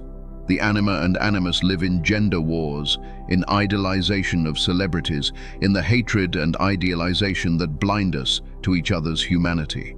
The shadow spreads in polarization, in demonization, in the endless splitting of us and them. These are not new forces. They are the same ancient archetypes wearing modern masks. But to see them is already to weaken their hold. For when we name the archetype, we begin to step out of possession. When we recognize projection, we begin to reclaim what was ours. When we see the shadow in history, we begin to see it in ourselves, and only then can the work of integration begin. The collective shadow is not an abstraction, it is alive. It moves through archetypes. It shapes history. It shapes today. To understand it is the first step in healing it, but to heal we must also recognize how it appears now, in our time, in our politics, in our culture, in our technology, in our very dreams. This is where we turn next, to see how the collective shadow manifests today, how the collective shadow appears today. The collective shadow is not only a relic of history. It did not vanish with the past. It is alive. It walks beside us still. It speaks in the headlines. It shouts on our screens. It whispers in our fears. To see it clearly is difficult, for the collective shadow is always projected outward. We are quick to spot it in others, but slow to see it in ourselves. Yet if we look with Jung's eyes, we can recognize its movements in the world around us today. One place the collective shadow reveals itself is in political polarization. Groups divide. Each claims to hold the truth. Each sees itself as righteous. Each demonizes the other as evil. The archetype of the shadow is projected en masse. Opponents are no longer fellow citizens. They are monsters. They are traitors. They are less than human. From this projection grows hatred. From hatred grows violence. And soon the collective shadow is no longer hidden. It is marching in the streets. Another place we see it is in the culture of the internet. Social media has become a stage for archetypes. It amplifies the trickster, rewarding mockery, spreading lies faster than truth, turning cynicism into entertainment. It magnifies the prophet as influencers and leaders gather digital crowds, promising salvation, demanding loyalty. And it unleashes the shadow as online mobs target individuals, cancelling, shaming, projecting all that is despised onto a single victim. What once required armies can now happen in minutes through screens in our hands. The collective shadow has become digitized. We also see it in global conflicts. Nations still project their darkness onto other nations. The enemy becomes the scapegoat. The rhetoric is the same. They are evil. They are inhuman. They must be destroyed. Wars may be fought with drones, with cyber attacks, with propaganda campaigns, but at the root, the dynamic is unchanged. It is the collective shadow, acting through projection, repeating the same ancient drama. The collective shadow also appears in economic and social inequality. We build systems that favor the few over the many. We exploit nature. We consume without restraint, and then we deny the cost. We look away from poverty. We distract ourselves from environmental collapse. The shadow grows heavier. It manifests as unrest, as anger, as movements of rage from those left behind, until at last, the denied truth returns to confront us. Even in our personal lives, the collective shadow intrudes. Dreams of apocalypse, dreams of floods, earthquakes, fire, dreams of war, collapse, chaos. Jung noted that when many individuals dream the same symbols, it signals a movement in the collective unconscious. Today, countless people dream of destruction. Perhaps this is the psyche's way of warning us. Perhaps this is the collective shadow speaking through the images of sleep. Jung warned that the 20th century was a time of massive shadow eruption, fascism, communism, world wars. The 21st century is no less vulnerable. Technology has given the shadow new tools. The internet, social media, artificial intelligence, all can be used for growth, but all can also amplify darkness. Echo chambers deepen division. Propaganda spreads faster than ever. Hatred organizes with unprecedented speed. The collective shadow is not weakening. It is adapting. But the news is not only grim, for just as the collective shadow hides destruction, it also hides energy for renewal, movements for justice, voices of the marginalized, wisdom from indigenous traditions. These too rise from the dark, the denied, the silenced, the forgotten. When brought into consciousness, they can heal what is broken. The collective shadow is dangerous, but it also holds the seeds of transformation. So how does it appear today? In politics, in media, in war, in inequality, in the very dreams of ordinary people. It wears many masks, but the essence is the same. What we refuse to see in ourselves, we project onto the world. And the world, mirroring our unconscious, erupts with the very darkness we denied. To see this is painful, but to see it is the beginning of freedom. For when we recognize the collective shadow in action, we are less likely to be possessed by it. When we see it in ourselves as well as in others, we begin the work of integration. And this work is not only personal, it is cultural, it is historical, it is global. The collective shadow can destroy us, or it can renew us. The choice depends on whether we integrate it. This leads us to the most important question: how? How can humanity face its shadow? How can we integrate what is denied? How can we turn destruction into transformation? This is the task of the next stage, to explore the ways in which the collective shadow may be integrated. To see not only the danger but the possibility of renewal, integrating the collective shadow. The collective shadow cannot be erased. It cannot be destroyed. It is part of humanity. It is part of us. The task is not to banish it, but to integrate it. Only then can its destructive power become creative power. Only then can the darkness become energy for renewal.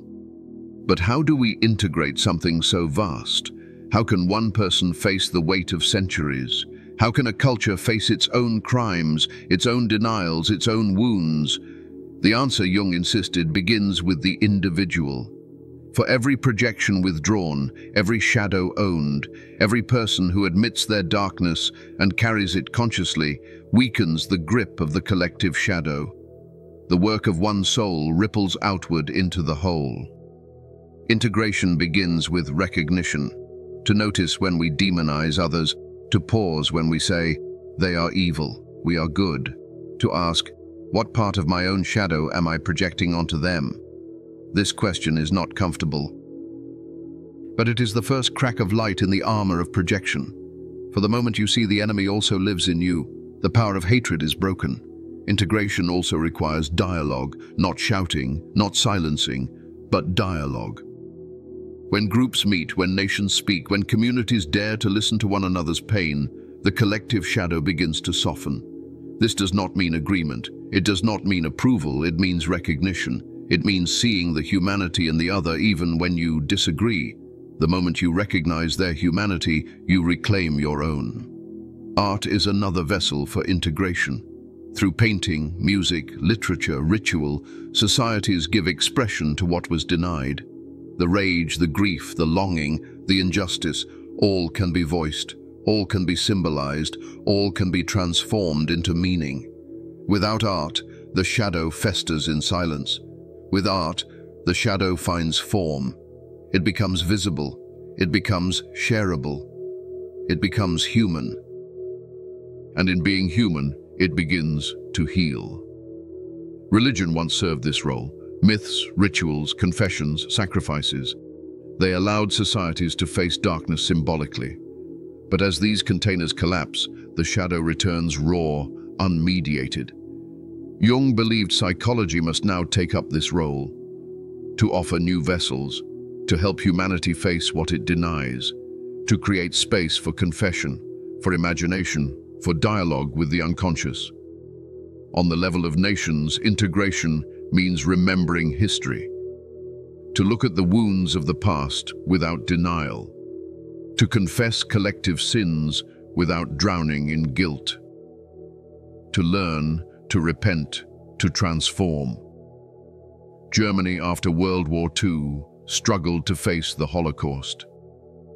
South Africa after apartheid created truth and reconciliation commissions. These were imperfect, but they were steps toward integration, steps toward acknowledging the collective shadow rather than repressing it. Every culture has its wounds. Every nation has its crimes. To integrate is not to erase them, but to carry them consciously so they do not erupt again as fate. On the level of the individual, integration can be very simple. To pause before demonizing others, to notice the language of hatred rising in ourselves, to engage with those different from us, to listen more than we speak. Even small acts matter. Each time you reclaim a projection, each time you refuse to dehumanize, each time you admit your own shadow, you do the work of integrating the collective shadow. This is not easy work. It requires courage, it requires humility, it requires patience. But the alternative is worse. The alternative is endless cycles of projection, endless wars, endless destruction. Integration is the only path forward. And remember, just as the personal shadow contains gold, so too does the collective shadow. Within it lives the creativity of marginalized peoples, the wisdom of forgotten traditions, the vitality of silenced voices. When brought into the light, these gifts can renew society. They can heal what was broken. They can create a future that is not a repetition of the past. The collective shadow is both danger and opportunity. If denied, it destroys. If integrated, it transforms. This is the task of our time, to face the darkness of humanity, not only in others but in ourselves, to build vessels strong enough to carry the weight of what we have repressed, to let art, psychology, dialogue, and humility turn shadow into light. This is not utopia. This is not perfection. This is wholeness, and only wholeness can save us. As part 4 comes to a close, we have seen what the collective shadow is, how it wears archetypal masks, how it appears today, and how it can be integrated. The task is immense, but it is also sacred, for the future of humanity depends on it. And now we turn to part 5, to Jung's alchemical vision of transformation, to the symbols of dissolution and renewal, to the mystery of how the blackness of shadow can be turned into the gold of the soul. Alchemy and transformation await. The collective shadow. We have journeyed into the realm of the collective shadow. We have seen how what is repressed by individuals is magnified in the life of nations. We have seen how cruelty, hatred, and fear, when denied, return as history, as war, as oppression, as cycles of destruction. We have traced the masks the shadow wears, the prophet who becomes the fanatic, the trickster who dissolves truth into chaos, the anima and animus projected outward as idolization and hatred, and the shadow itself always seeking an enemy, always demanding a scapegoat. We have recognized these forces in history, and we have seen them alive in our time, moving through politics, through media, through technology, through the restless currents of our culture. And we have asked, is there hope? Can the collective shadow be faced? Can humanity learn from its darkness rather than be destroyed by it? The answer is yes, but not by denial, not by repression, only by integration. When individuals reclaim their projections, the collective begins to heal. When communities confess their wounds, the shadow begins to soften. When art, psychology, and dialogue create vessels for the denied, darkness is given form, and in form, it can be transformed. The collective shadow is dangerous, but it also carries hidden gold. Within it lie silenced voices, forgotten wisdom, creative energy waiting to renew the world. To face it is painful. To carry it is heavy. But to do so is the only path forward. And so we arrive at the threshold once more. For the question now is not only how to face the shadow, but how to transform it. How can the blackness of despair be turned into the gold of meaning? How can what seems like death become rebirth? How can the psyche endure dissolution and emerge with new life? These questions lead us to another language, another vision, another set of symbols, the ancient art of alchemy. For Jung, alchemy was never about turning lead into metal. It was the symbolic expression of transformation, the descent into darkness, the confrontation with chaos, the emergence of light. It was the psychology of the soul, spoken in images of fire, ashes, death, and gold. And so the journey continues, from the personal shadow to the collective shadow, from recognition to integration. We now turn toward alchemy, toward the mystery of how darkness changes, toward the symbols that show us how destruction becomes creation, how suffering becomes meaning, how shadow becomes gold. Alchemy, transformation. We have walked through the collective shadow. We have seen its masks. We have seen its dangers. And we have seen the possibility of integration. But a question remains. How does transformation actually happen? How can darkness turn into light? How can the broken become whole? Jung searched for an answer, and he found it in an unexpected place, the forgotten writings of the alchemists. On the surface, alchemy seemed a failed science, an ancient attempt to turn lead into gold. But Jung discovered something deeper. The strange images of furnaces, the symbols of blackening and whitening, the visions of mystical unions, these were not about chemistry. They were about the soul. Alchemy was the language of transformation, the map of how darkness dissolves into rebirth, and the first stage on this map was called Nigredo, the blackening. Nigredo, the blackening. Nigredo is the descent into darkness, the stage of decay, dissolution, death. In the alchemist's text, it was the putrefaction of matter, the substance rotting in the vessel, the black ash that comes before anything new can be born. For Jung, Nigredo symbolized the collapse of the old structures of the psyche, the moment when the ego loses control, the moment when meaning disintegrates. It is the dark night of the soul, the crisis, the breakdown, the depression that feels endless. We encounter Nigredo when life as we knew it falls apart. The marriage ends, the job disappears, the dream collapses, the identity shatters. Suddenly, what once gave meaning now lies in ruins. The world is blackened, the light is gone. This is Nigredo. In dreams, Nigredo appears as images of death, corpses, rotting flesh, ashes, dark, endless night. Sometimes it appears as prisons, as locked rooms, as caves where no light enters. The dream does not flatter. It confronts. It shows the psyche dissolving. And the dreamer wakes in despair, thinking they are lost. But Jung would say, this is not the end. This is the beginning. For in the logic of alchemy, nothing new can be born until the old is dissolved. The seed must rot in the soil before it can sprout. The night must fall before the dawn can rise. The ego must collapse before the self can emerge. Nigredo is not meaningless suffering. It is the crucible of transformation. Jung often saw Nigredo in his patients, a woman whose life seemed perfect, but who fell into despair, unable to find joy. A man who lost everything and wandered in emptiness. They came saying, I am broken. I am finished. I see only darkness. And Jung would tell them, this is your Nigredo. It feels like death, but it is the soil of rebirth.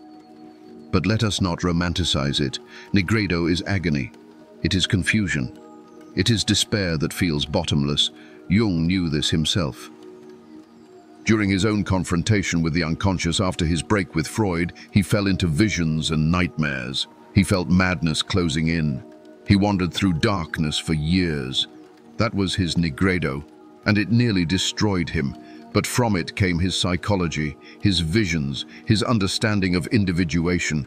Out of the blackness, his life's work was born. This is the paradox of Nigredo. On the surface, death. Underneath, transformation. On the surface, despair. Underneath, potential. On the surface, collapse. Underneath, the seed of new life. One patient dreamed of being buried in soil. She could not breathe. She clawed at the dirt. She woke in terror. But when she worked with the dream, she saw. She was not in a coffin. She was in the earth, and the earth was nourishing her. She was a seed, buried, breaking open, ready to grow. Her Nigredo was not her end. It was her beginning. This is the gift hidden in the blackening. When everything falls apart, when all light is gone, when hope dies, something deeper is happening. The old identity is dissolving. The false securities are crumbling. The mask is rotting away. And in that dark, the self is preparing something new. But you cannot rush Nigredo. You cannot escape it. You cannot skip the darkness. To transform, you must endure it. You must sit in it. You must let the old self die. Only then can the new emerge. Nigredo is the night sea journey. It is Jonah in the belly of the whale. It is Christ in the tomb. It is Persephone in the underworld. Every myth speaks of it. Every soul must pass through it. It is not punishment. It is initiation. So when you find yourself in darkness, when meaning has collapsed, when life feels empty, remember, this is Nigredo. Do not despair that it is the end. See it as the beginning. See it as the black soil, where the seed of your wholeness is planted. For only through the blackening can the whitening come. Only through the night can the dawn arrive. Albedo, the whitening. After the blackness of Negredo, after the night of dissolution, comes a shift. It is not sudden. It is not triumphant. It is subtle, fragile, like the first light of dawn after endless night. The alchemists called this stage albedo, the whitening. In their texts, it was the washing of the substance, the cleansing by water, the appearance of a white dove, the shining of the moon. For Jung, albedo symbolized the first glimmers of consciousness emerging from the black night of the soul. The ego, humbled and broken in Negredo, begins to see with new eyes. It is the stage of purification, of clarity, of fragile new awareness. In dreams, albedo often appears as images of water, a river cleansing wounds, a rain washing the earth, a baptism in a clear pool. Sometimes it appears as moonlight falling gently on dark waters, sometimes as snow, covering the black soil with a pure white veil. These are not just pretty images. They are the Psyche's way of saying, the darkness has broken, a new light is dawning. But this light is delicate.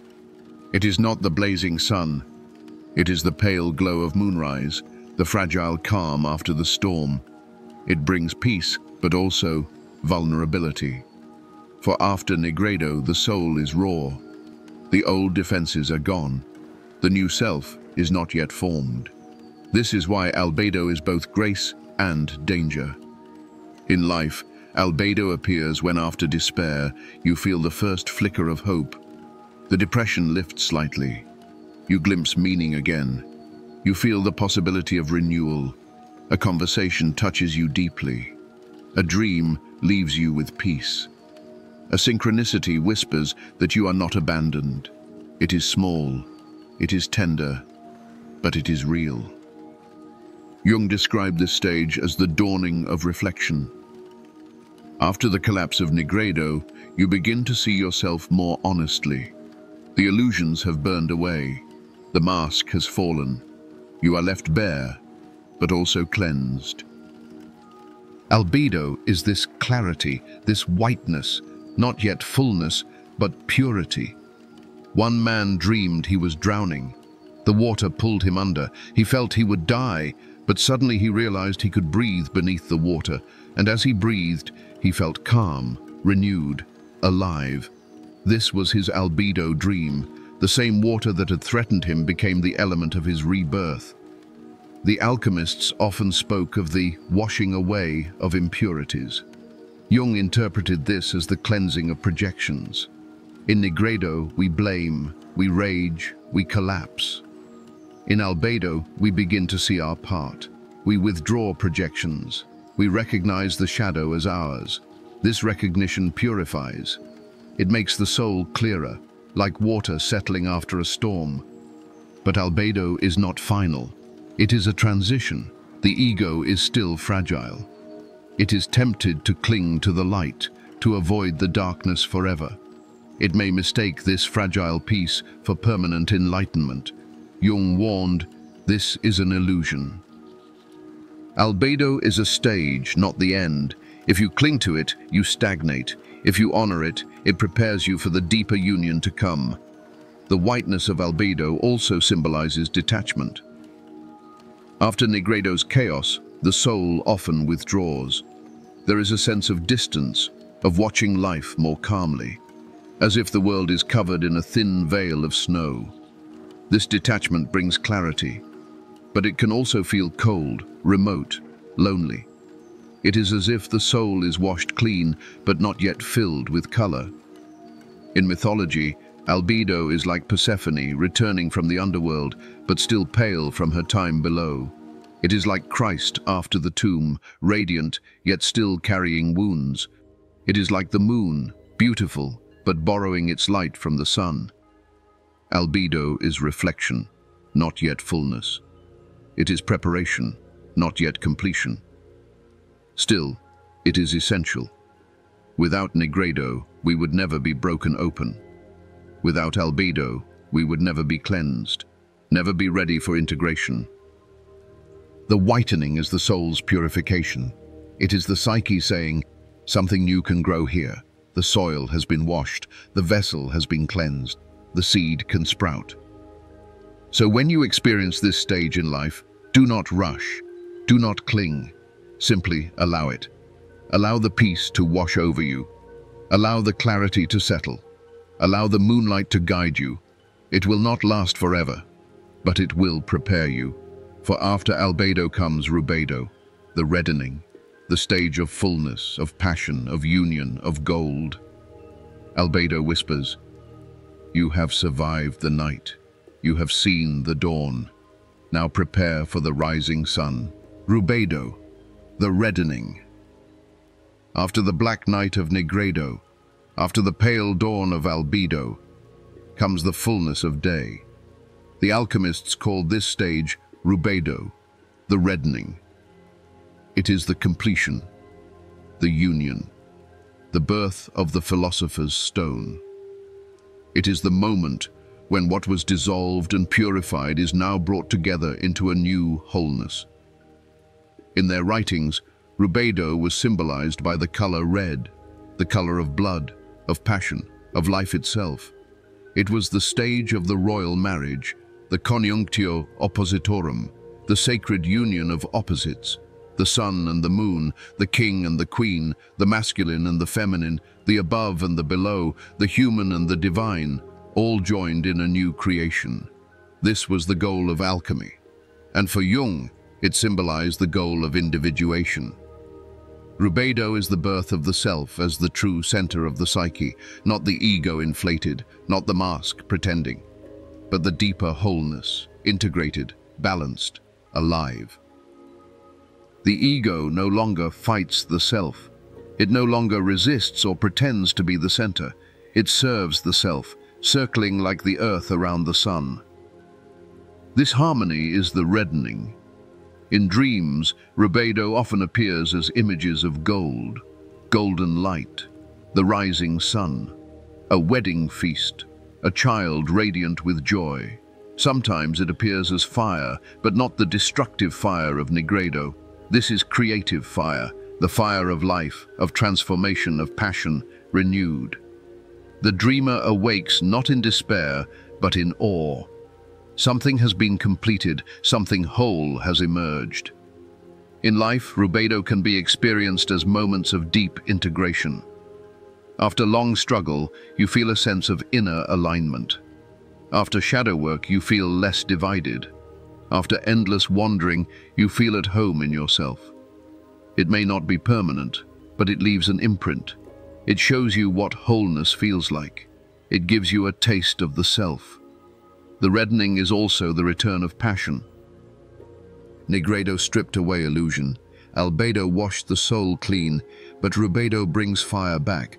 Not the fire of destruction, but the fire of love, creativity, vitality. It is the realization that to be whole is not to be neutral or cold, but to live fully, with heart, with blood, with joy. The alchemist spoke of the red tincture, a substance that could heal, transform, bring life. Jung saw this as a symbol of the integrated self.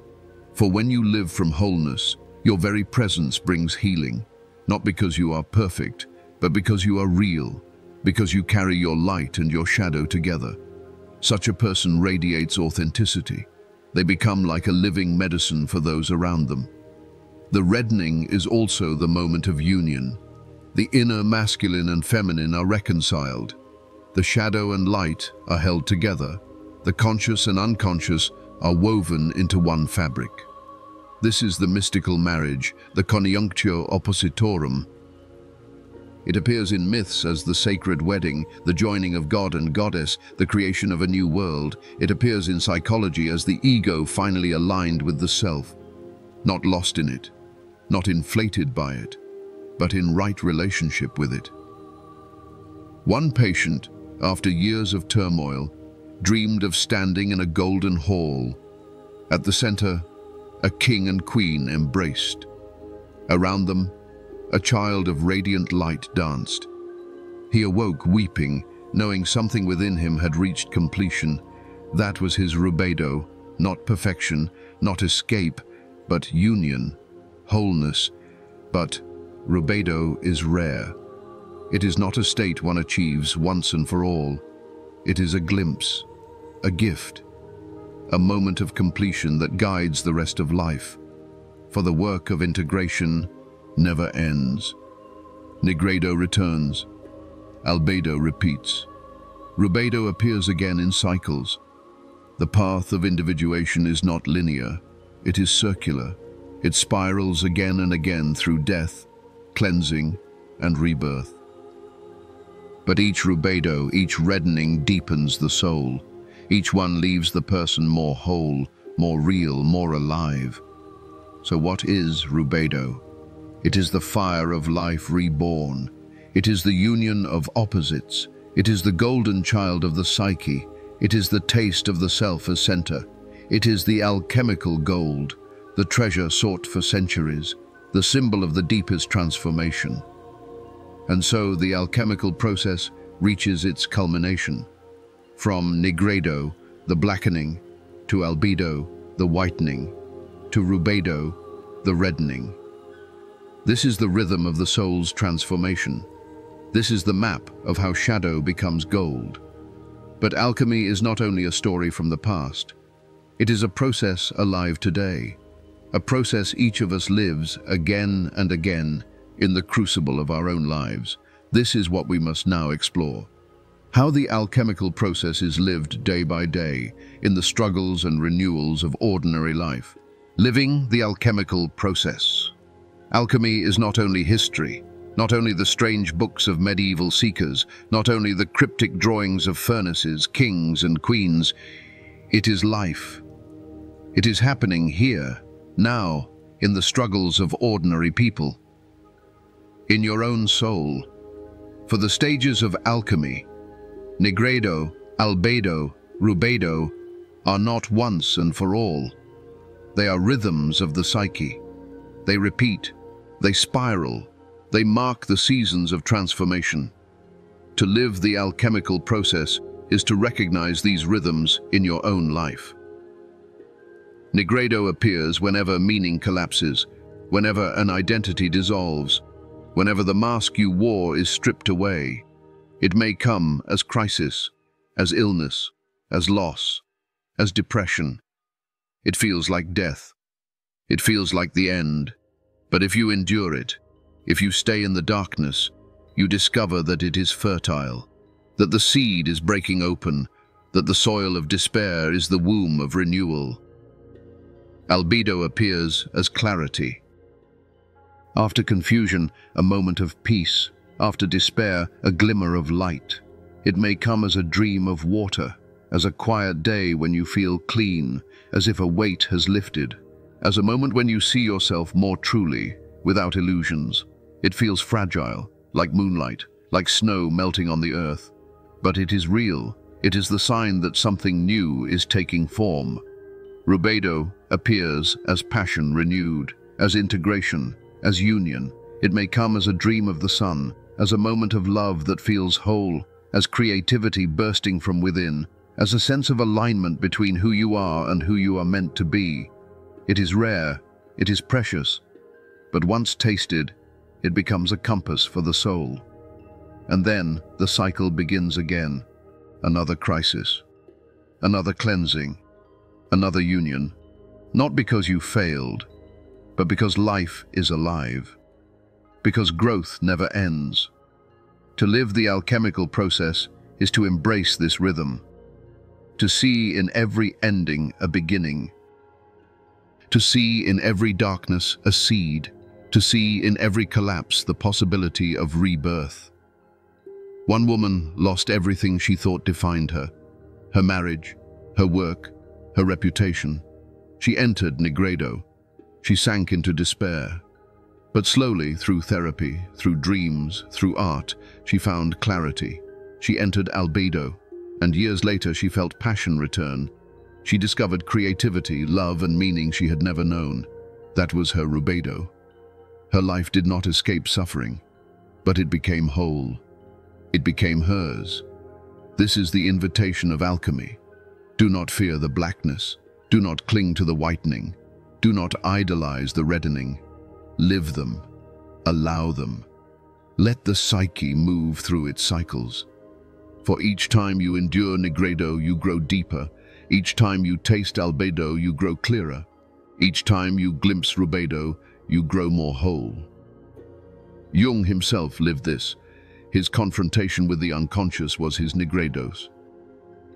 His dialogues with Philemon, his visions of light, were his albedo, and his creation of his psychology, his integration of shadow and self, was his rubedo. Out of his own alchemical process, a new vision was born, a vision that continues to guide us today. So how do we live alchemy now? By listening to our dreams, by honoring symbols, by not fleeing crisis too quickly, by allowing ourselves to be broken open, by seeking meaning, not escape. We live alchemy when we see our suffering not only as punishment, but as initiation. We live alchemy when we recognize that every collapse is also an opening. We live alchemy when we let the shadow become gold. Alchemy is not superstition, it is the soul's deepest wisdom. It is the map of transformation, written in symbols, painted in colors, whispered in dreams, and it is alive in you. So when darkness comes, remember nigredo. When cleansing comes, remember albedo. When passion and wholeness arrive, remember rubedo. Live them, honor them, let them guide you. For in this way, your life itself becomes alchemy, your soul itself becomes gold. Alchemy, transformation. We have walked through the furnace of alchemy. We have seen nigredo, the blackening, the collapse, the night where all meaning dissolves. We have seen albedo, the whitening, the fragile dawn, the gentle cleansing of the soul. We have seen rubedo, the reddening, the fire of new life, the sacred union of opposites. And finally, we have seen how this alchemical process is not just ancient myth, not just forgotten texts, but the living rhythm of our own transformation. Alchemy teaches us this. Darkness is not the end. Suffering is not meaningless. Collapse is not final. For in the very moments of despair, the seed of renewal is planted. In the crucible of dissolution, the gold of the soul is being forged. Alchemy is the mystery of transformation. It is the whisper that says, what you fear as death may be the beginning of life. What you see as shadow may be the raw material of gold. This is why Jung turned to the alchemists. They had preserved, in strange images, a wisdom that psychology had forgotten, a wisdom that still speaks to us today. For each of us lives this process. Each of us passes through nigredo, through albedo, through rubedo, again and again, until our lives themselves become a work of alchemy. And yet, Jung himself did not discover this in books alone. He lived it. He endured it. He painted it, wrote it, and preserved it in the great work he called the Red Book. There he recorded his own descent into darkness, his own visions of transformation, his own dialogue with the unconscious. It was his personal alchemy, his lived experiment, his sacred testimony. And it is to this book, this journey, this vision, that we now must turn. For if alchemy gave Jung the language, the Red Book gave him the experience. If alchemy showed the map, the Red Book showed the journey itself. And so the path leads onward, from alchemical symbols to Jung's most personal revelations. From the ancient furnace to the living vision of a modern soul confronting its depths. The story continues. The work deepens. The mystery unfolds. The Red Book. Alchemy gave us symbols. It showed us the stages of transformation. The blackening, the whitening, the reddening. But Jung did not leave these symbols as theory. He lived them. He entered them. He endured them. This is what the Red Book reveals. It is not a textbook. It is not a manual. It is a record of a soul plunging into darkness, meeting archetypal figures, and being reshaped by the fire of the unconscious. For Jung, the Red Book was not a side project. It was the core of his life, the place where he wrestled with madness, the place where he found his guiding images, the place where his psychology was born. And it began with descent. The descent into darkness, the descent into Nigredo. The descent. Jung's Nigredo. The year was 1913. Europe stood on the edge of war. Jung stood on the edge of collapse. He had broken with Freud. The friendship, the collaboration, the hope of building a new psychology, all shattered. And with the break came crisis. Jung felt cut loose from certainty. He feared for his sanity. He wrote later, "I felt I was menaced by a psychosis. It was as though the ground had been pulled out from under my feet." This was his Nigredo, the blackening, the disintegration of the old. In October of that year, a dream came to him. He saw Europe flooded, rivers of blood spreading across the continent. He saw nations drowning, cities collapsing, millions perishing. The dream shook him. Was it madness, or was it prophecy? Months later, World War I began, and Jung realized that his dreams had carried not only his own shadow, but the shadow of the collective. His Nigredo was bound to the world's Nigredo. He stood before a choice. He could flee the visions, numb himself, cling to reason, force the darkness away, or he could do something radical. He could turn inward. He could descend consciously into the abyss. He chose the descent. He later wrote, "I deliberately submitted myself to the impulses of the unconscious. This was not insanity, it was courage. He would risk madness to find meaning." And so began the journey that became the Red Book. Night after night, he opened himself to visions. He saw floods, fire, devastation. He saw gods and demons. He saw his own soul broken apart. He wrote what he saw. He drew it. He painted it in luminous colors. He preserved it in the great crimson volume we now know as Liber Novus, the new book. The descent was terrifying. Jung met the dead. He wandered in deserts. He entered caves of horror. He saw serpents, monsters, blood and ash. This was Nigredo made flesh, the blackening of his own psyche, the collapse of his old identity. He felt he was going mad, but he stayed. He endured. He wrote, "I let myself drop, and what I found was the abyss of my own soul." Why was this necessary? Because without dissolution, there can be no renewal. Without death, there can be no rebirth. Jung's Nigredo was the crucible of his transformation, the place where his old self was stripped away, the place where the seeds of new life were planted. He was not alone in this. Every myth speaks of such a descent. Orpheus into Hades, Christ into the tomb, Persephone into the underworld, Jonah into the belly of the whale. Jung was living this archetypal pattern, but instead of myth, he lived it through visions. Instead of story, he lived it in his psyche. The Red Book is the record of that descent.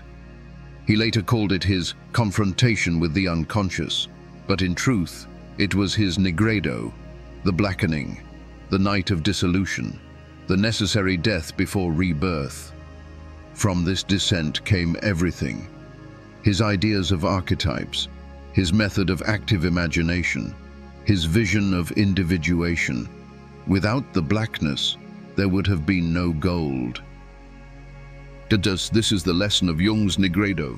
When everything collapses, when visions terrify, when the soul seems lost, it may be the very threshold of transformation. For in the ashes of the old, the new is waiting. Jung dared to descend, he dared to let go, and from that darkness came the light of his life's work. And so, the Red Book begins not with comfort, but with terror. not with light, but with blackness. The descent into Nigredo, the courage to face the abyss, the choice to enter darkness in search of meaning. From here, the visions unfold. From here, the archetypal figures appear. From here, the dialogue with the unconscious begins. And it is to those encounters we now turn. Encounters with archetypal figures. Once Jung dared to descend, once he entered the abyss of his own soul, he was no longer alone. Figures emerged, voices spoke, images formed with a life of their own. He realized the unconscious is not empty. It is populated. It is a landscape of living presences. These were not fantasies. They were archetypal figures, primordial companions of the psyche, and Jung met them face to face. Among the first were Elijah and Salome. In one vision, he found himself in a desert. There, he encountered Elijah, the prophet of old, a wise guide with eyes of fire. Beside him stood Salome, the young woman of the Gospels, who once demanded the head of John the Baptist. But here, she was blind, mysterious, magnetic. Together, they embodied opposites. Elijah, the prophet, the voice of spirit. Salome, the anima, the voice of soul and desire. To Jung, this was no coincidence. The unconscious was presenting him with the dual forces of wisdom and passion, clarity and instinct, spirit and soul. He could not choose one. He had to listen to both. He had to hold the tension of opposites. Then came the serpent. In vision, it slithered near Elijah and Salome, its body gleaming with primal energy. It frightened Jung, yet he felt its wisdom. The serpent carried instinct. It carried the ancient power of the body, the life force older than thought. To reject it was to deny half of himself. To accept it was to risk being devoured. This was the paradox. The unconscious does not present only comfort. It presents danger and necessity together. The serpent, like the shadow, is both poison and medicine. It destroys illusions, but it also carries transformation. And then appeared the figure who would become Jung's greatest inner guide, Philemon. He was an old man, with the wings of a kingfisher, radiant with wisdom. Jung experienced Philemon not as a product of his imagination, but as a living presence. He wrote, "Philemon represented a force which was not myself. In my fantasies I held conversations with him, and he said things which I had not consciously thought." Philemon became the embodiment of the wise old man archetype. He taught Jung that the unconscious was not just personal, but collective, that beyond the ego lived the archetypes of all humanity. Philemon was for Jung what Virgil was for Dante, what guides have always been for seekers, a companion in the dark, a teacher of the soul. Through these encounters, Jung learned to practice what he called active imagination. He did not dismiss the figures as hallucinations. He did not worship them blindly. He engaged them. He spoke with them. He recorded their words. He painted their images. In this way, he created a dialogue with the unconscious, not repression, not possession, but relationship. This too was alchemy. The meeting of opposites, the conversation between ego and archetype, the transformation of chaos into symbol. Each figure carried a lesson. Elijah showed the prophetic voice, but also its danger of rigidity. Salome showed the power of the anima, attraction, passion, imagination, but also her blindness, her ability to seduce and overwhelm. The serpent showed instinct and danger together, life force that could destroy or renew. Philemon showed wisdom, guidance, the voice of the self breaking through. Together they revealed that the unconscious is not merely shadow but also teacher, not merely darkness but also illumination. At times Jung felt overwhelmed. He wondered if he was mad. He feared possession. But he also knew that these figures carried truth he could not create by himself. They were messengers of the archetypal world, and through them he was being reshaped. In the Red Book, Jung did not just describe these encounters, he painted them. Pages filled with radiant colors, serpents coiled in circles, figures of prophets and maidens, mandalas glowing with order. These were not illustrations, they were part of the work. For by painting them, he gave the unconscious form. He made chaos visible, and in visibility, it became transformable. Every seeker of the soul will meet their own versions of these figures, a prophet in a dream demanding you hear the truth. An anima or animus figure, drawing you into love or despair. A serpent of instinct, terrifying yet alive. A wise guide, gentle yet commanding. When they appear, do not dismiss them. Do not worship them blindly. Engage them. Dialogue with them. Let them teach you. For they are the living symbols of your own transformation. Jung's encounters in the Red Book show us the reality of archetypes. They are not concepts in books. They are presences in the psyche. They come when the ego is broken, when the Negredo has stripped us bare. And if we dare to face them, they reshape us. They lead us toward wholeness. From these encounters, a new stage emerged. For once the figures had spoken, once the archetypes had revealed themselves, another image began to appear. The mandala, the symbol of unity, the image of the self. And so Jung's descent, which began in blackness, moved toward the vision of wholeness, toward the inner marriage, toward the reddening of the soul. This is what we turn to next, the inner marriage and the mandala. After the prophets and maidens, after serpents and wise guides, another image began to rise from Jung's visions. It was not a figure of speech, not a fleeting dream. It was a symbol. It was a center. It was the mandala. The alchemists had spoken of the conjunctio, the sacred marriage of opposites, the union of king and queen, the marriage of sun and moon. For Jung, this union appeared not only in words, but in living images that filled the pages of the Red Book. Circles, squares, patterns of radiant symmetry, mandalas glowing with order. They were not decoration. They were the psyche itself, drawing its own picture of wholeness. This was the stage of the inner marriage.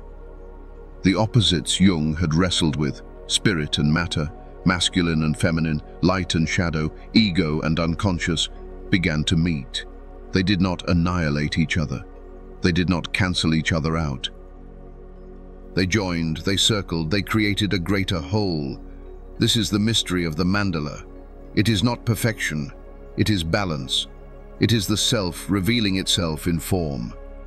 In Jung's paintings, mandalas emerged spontaneously. He would begin with chaos, colors spilling across the page, lines without order, and slowly a pattern would appear, a circle would form, a center would take shape, symmetry would arise out of disorder. Each mandala was a message. The self is here, order is possible, wholeness is real.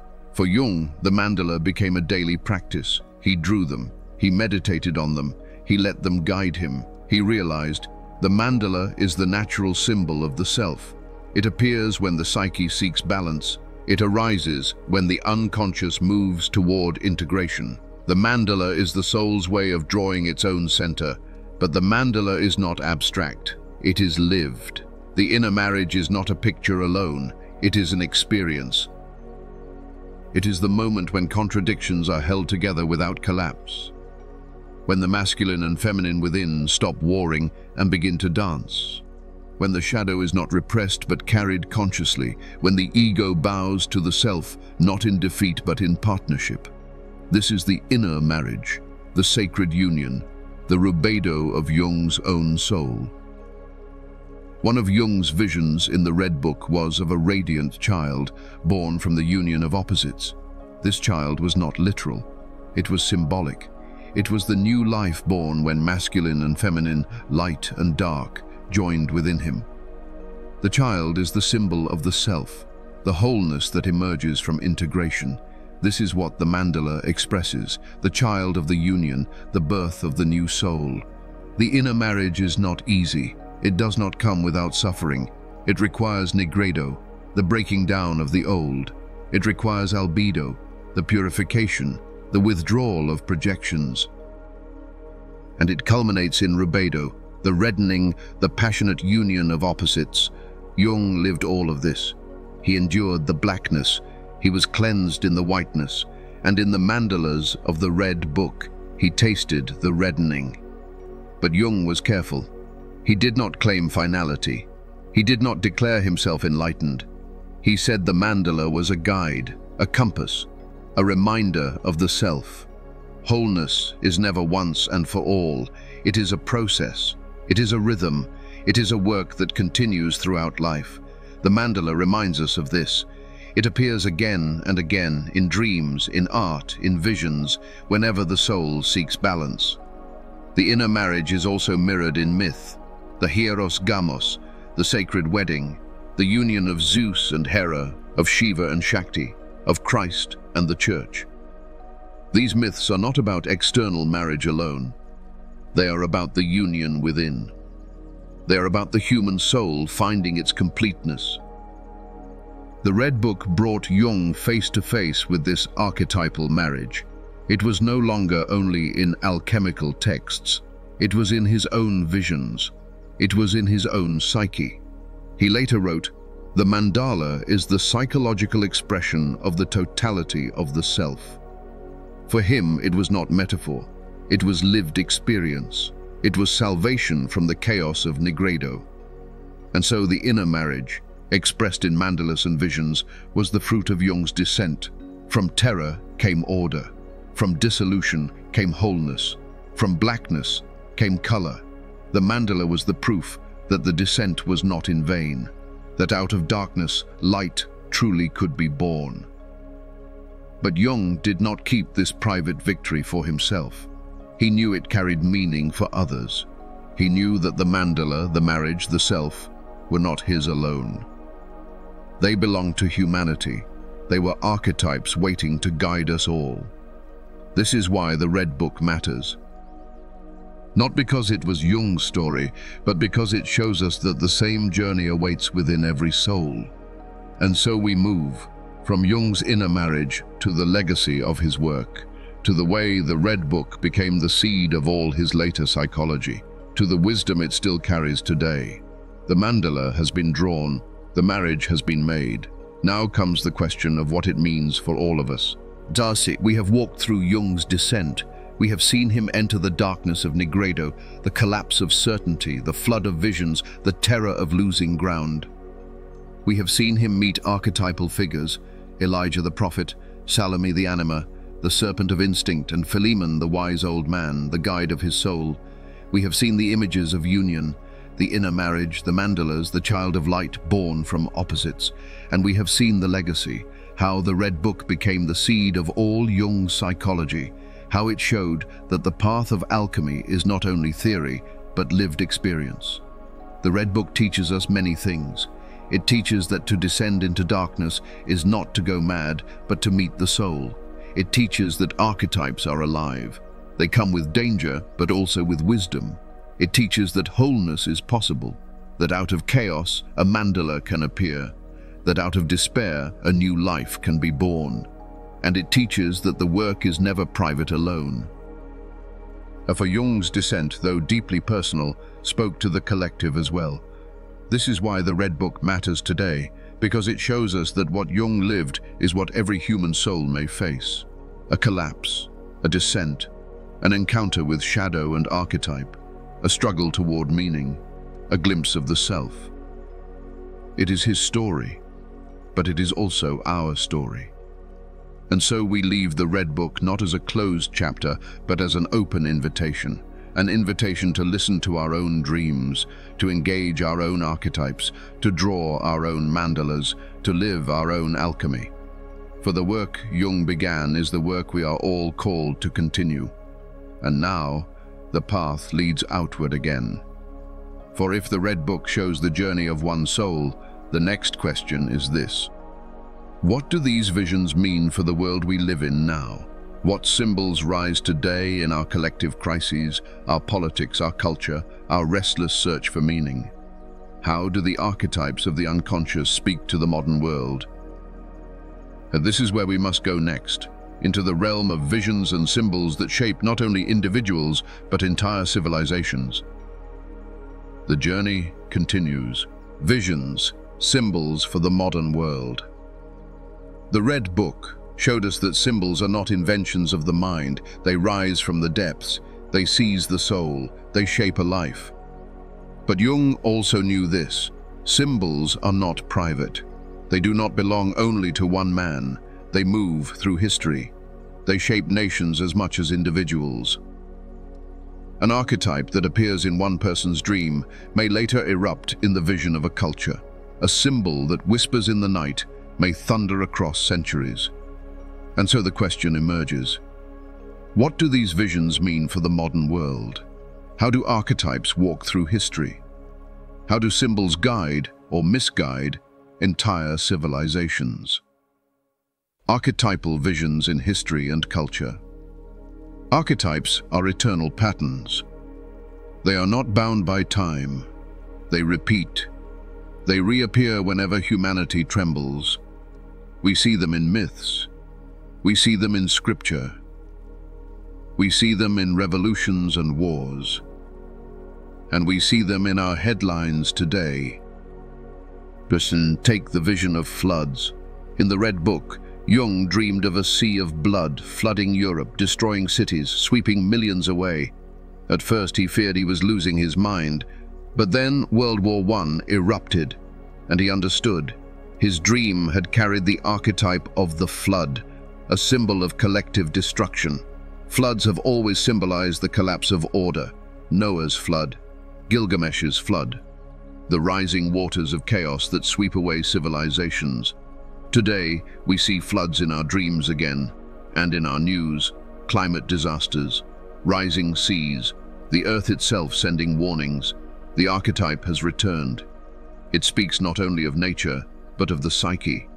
When humanity represses its shadow, chaos overflows. When cultures deny their darkness, the waters rise. Or consider the vision of fire. In alchemy, fire was the furnace of transformation. It burned away the dross. It purified. But fire is double-edged. It creates and it destroys. Jung saw visions of Europe burning, cities in flames, entire nations consumed. And indeed, the 20th century was marked by the fire of 2 world wars. Today, the symbol returns. Wildfires rage across continents, wars ignite again, and in our collective psyche, anger burns hotter than reason. The archetype of fire is alive in our time. The archetypes of the prophet and the trickster also walk through history. The prophet brings vision, but when seized by the collective, the prophet becomes the fanatic. Leaders rise claiming destiny. Movements gather intoxicated, whole societies surrender to dogma. The trickster mocks illusions, but in the collective, the trickster becomes cynicism.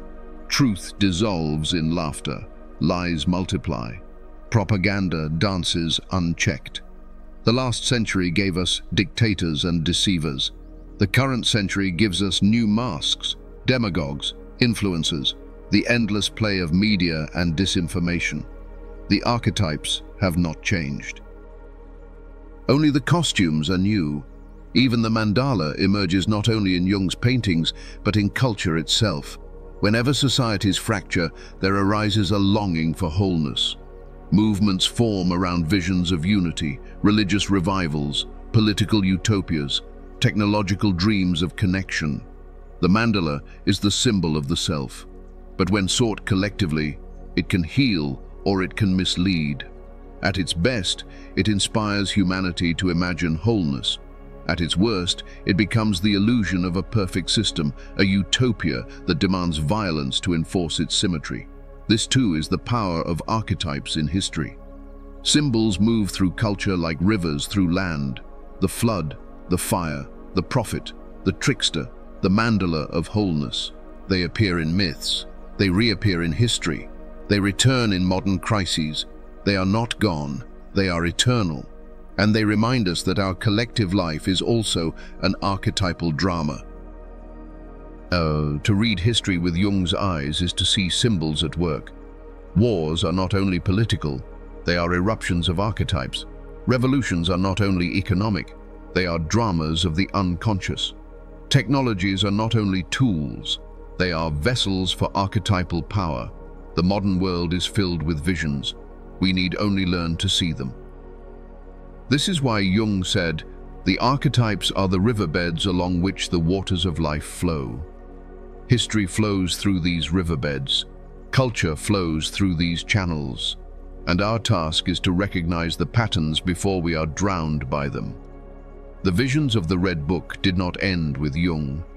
They are alive now, in our world, in our culture, in our collective dreams.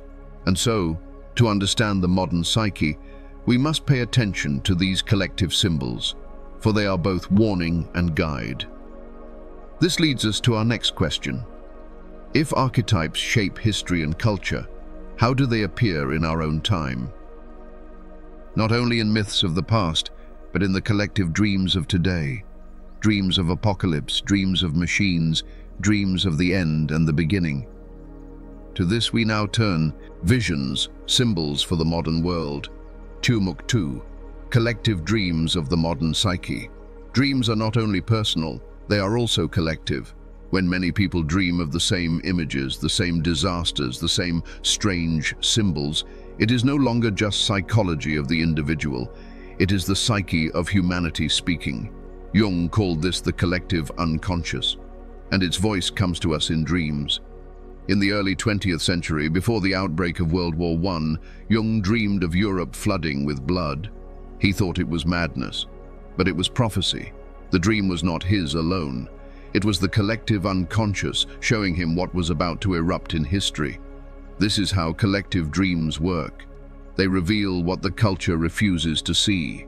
They announce what is coming. They give form to the shadow of the age. Today, many report the same kinds of dreams.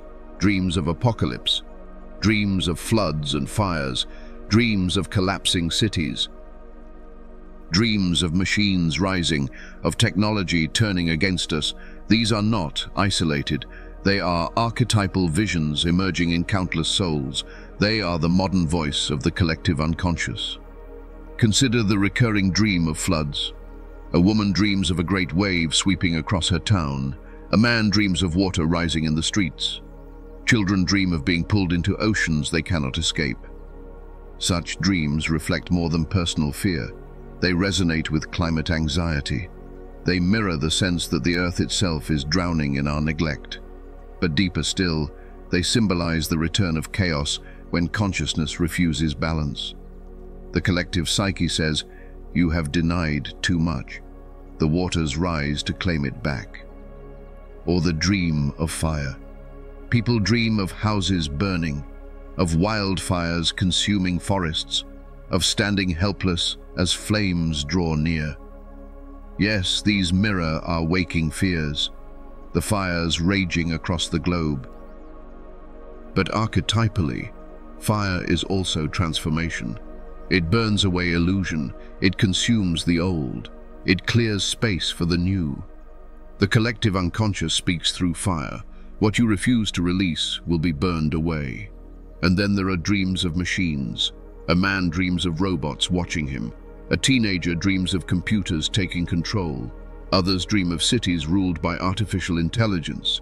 These are modern archetypes. They echo the ancient fear of creation, turning against its maker. Prometheus giving fire to humans.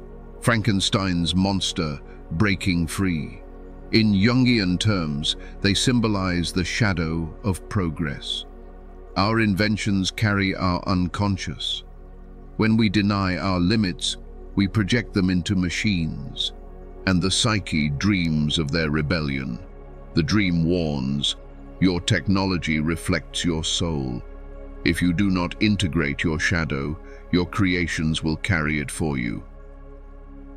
Collective dreams also take form in symbols of collapse. People dream of buildings falling, of bridges breaking, of the ground itself crumbling beneath their feet. These dreams often appear in times of social upheaval. They symbolize the collapse of old systems, the end of stability, the fall of structures we thought permanent. The psyche shows us in dreams what we fear to admit in waking life, that the old order is dying. But collective dreams are not only destruction, they also bring images of renewal. Many dream of children, of radiant figures leading them forward, of green shoots sprouting after disaster, of new worlds being born. These are the balancing images, the archetypes of rebirth. The psyche says, yes, the old is ending, but the new is waiting. Wholeness can emerge from collapse. Jung himself studied modern myths like the UFO phenomenon. In the 1950s, as Cold War tensions escalated, people across the world reported seeing disks of light in the sky. Jung did not dismiss them as mere illusion. He asked, what do they symbolize? He saw UFOs as mandalas in the heavens, circles of light appearing when humanity was fractured, symbols of wholeness projected into the sky, as if the self itself was descending to remind us of unity. In times of chaos, the psyche dreams not only of destruction, but also of circles of light. This is the meaning of collective dreams. They reveal the hidden state of the world's soul. They carry both warning and promise. They show us the shadow we deny, and they show us the possibility of renewal. If we ignore them, they may become fate. If we attend to them, they may guide transformation. The dream of the flood may become climate disaster, or it may awaken us to change. The dream of fire may become war, or it may cleanse illusions. The dream of machines may become tyranny, or it may lead us to wiser balance. The symbol holds both paths. How we respond determines which unfolds. And this is why Jung insisted, collective dreams must be heard. They are not entertainment. They are prophecy. They are the voice of the self speaking to humanity. And so we listen to the dreams of apocalypse, to the dreams of renewal, to the strange lights in the sky, to the symbols whispered in the night. For they reveal not only the fears of individuals, but the destiny of our age. From here, the question deepens. If collective dreams speak through symbols, what containers hold them today? Where do archetypes live in the modern world? What myths carry them now? The answer lies not only in dreams, but in the stories we tell ourselves. In the movies, the comics, the games, the media that shape our imagination. These are the new vessels of archetypes, the modern myths of the collective psyche. And it is to these we now turn, visions, symbols for the modern world. Tiamat 3. Modern myths and media as archetypal containers. Archetypes do not vanish. They do not belong only to ancient myths or sacred scriptures or medieval alchemy. They are alive. They change their costumes. They take on new forms. And in our time, they live in stories we call entertainment. Modern media is the vessel. Movies, comics, television, video games, memes, these are the new myths. These are the places where the collective psyche projects its archetypes. Think of the hero. For thousands of years, the hero has journeyed. Gilgamesh, Odysseus, Moses, Christ. Today, the hero still walks, but his name is different. He is Frodo, Luke Skywalker, Neo from the Matrix, Harry Potter, Black Panther, Wonder Woman. The costume has changed, but the pattern remains. The hero leaves the familiar world. He is tested, he suffers, he dies in some form, and he returns transformed. This is the archetype, retold again and again because the soul cannot stop dreaming it. Or consider the shadow. In myth, the shadow is the dragon, the monster, the enemy to be faced. In modern media, the shadow appears as Darth Vader, as the Joker, as Voldemort, as Thanos. They terrify us, but they also fascinate us, because they carry what we deny. They embody the rage, the hunger, the power we repress. Audiences cannot look away, because on some level they know, this darkness is mine too. The cinema screen becomes a mirror. The shadow archetype looks back at us from behind the mask of the villain. The trickster is also alive. In ancient tales, he was Loki, Hermes, Coyote, mischief, chaos, boundary breaking. Today, he is the prankster meme, the internet troll, the character who flips the story upside down. He is also embodied in figures like Deadpool, who mocks the very story he inhabits. The trickster is thriving online. Satire, parody, irony, all are his tools. He destabilizes certainty. He reveals the absurdity of power, but he can also corrode meaning, leaving only cynicism. This is the ambivalence of the trickster. He liberates, but he also destabilizes. He teaches, but he also destroys. Even the wise old man archetype persists. In myths, he was Merlin, Gandalf, Virgil, guiding Dante. In modern myths, he is Obi-Wan Kenobi, Dumbledore, Morpheus in The Matrix. He arrives when the hero is lost. He offers wisdom, but only enough to guide the next step. He cannot finish the journey for the hero. This archetype reminds us that we all long for guidance, that the psyche imagines a figure of wisdom when we face the unknown. And the Great Mother.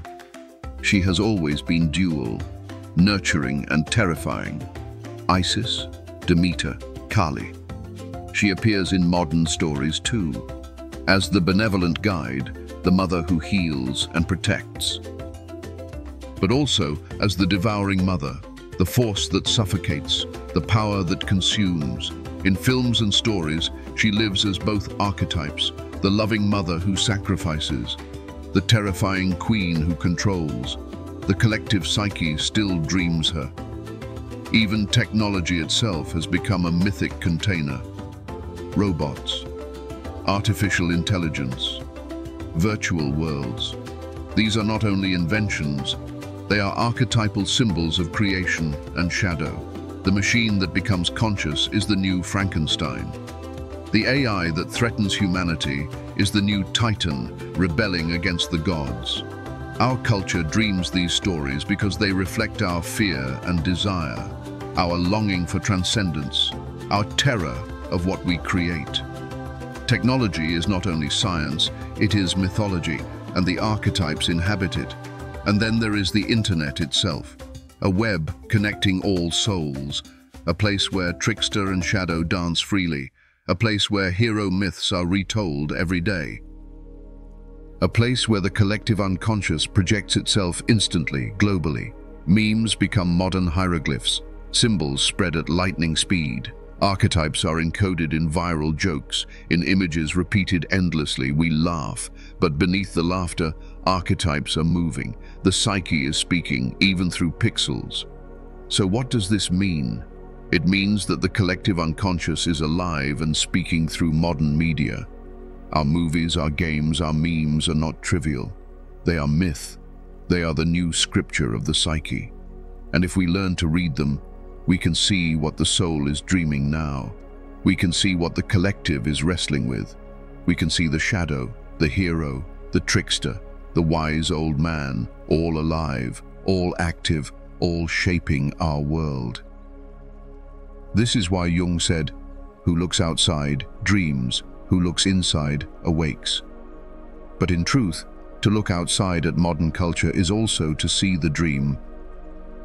For our collective imagination is the dream of humanity itself. To recognize modern myths as archetypal containers is to take them seriously, not as mere entertainment, but as mirrors of the collective soul. And when we take them seriously, we realize that the archetypes are guiding us still, teaching us still, warning us still, inviting us still to integration. But the story does not end here. For symbols are not only mirrors of the present, they are also guides to the future. The archetypes do not only show us what we are, they also show us what we might become. And so the next step is to ask, how can these symbols guide us forward? What do they reveal about the future of humanity? How can they help us move toward wholeness, not only as individuals but as a collective? This is where we turn next. Visions, symbols for the modern world. Tumuk 4. Toward integration, symbols as guides for the future. Symbols do not only reflect where we are, they also point to where we might go. They are not just mirrors, they are guides. They show the hidden possibilities of the psyche. They whisper the path toward wholeness.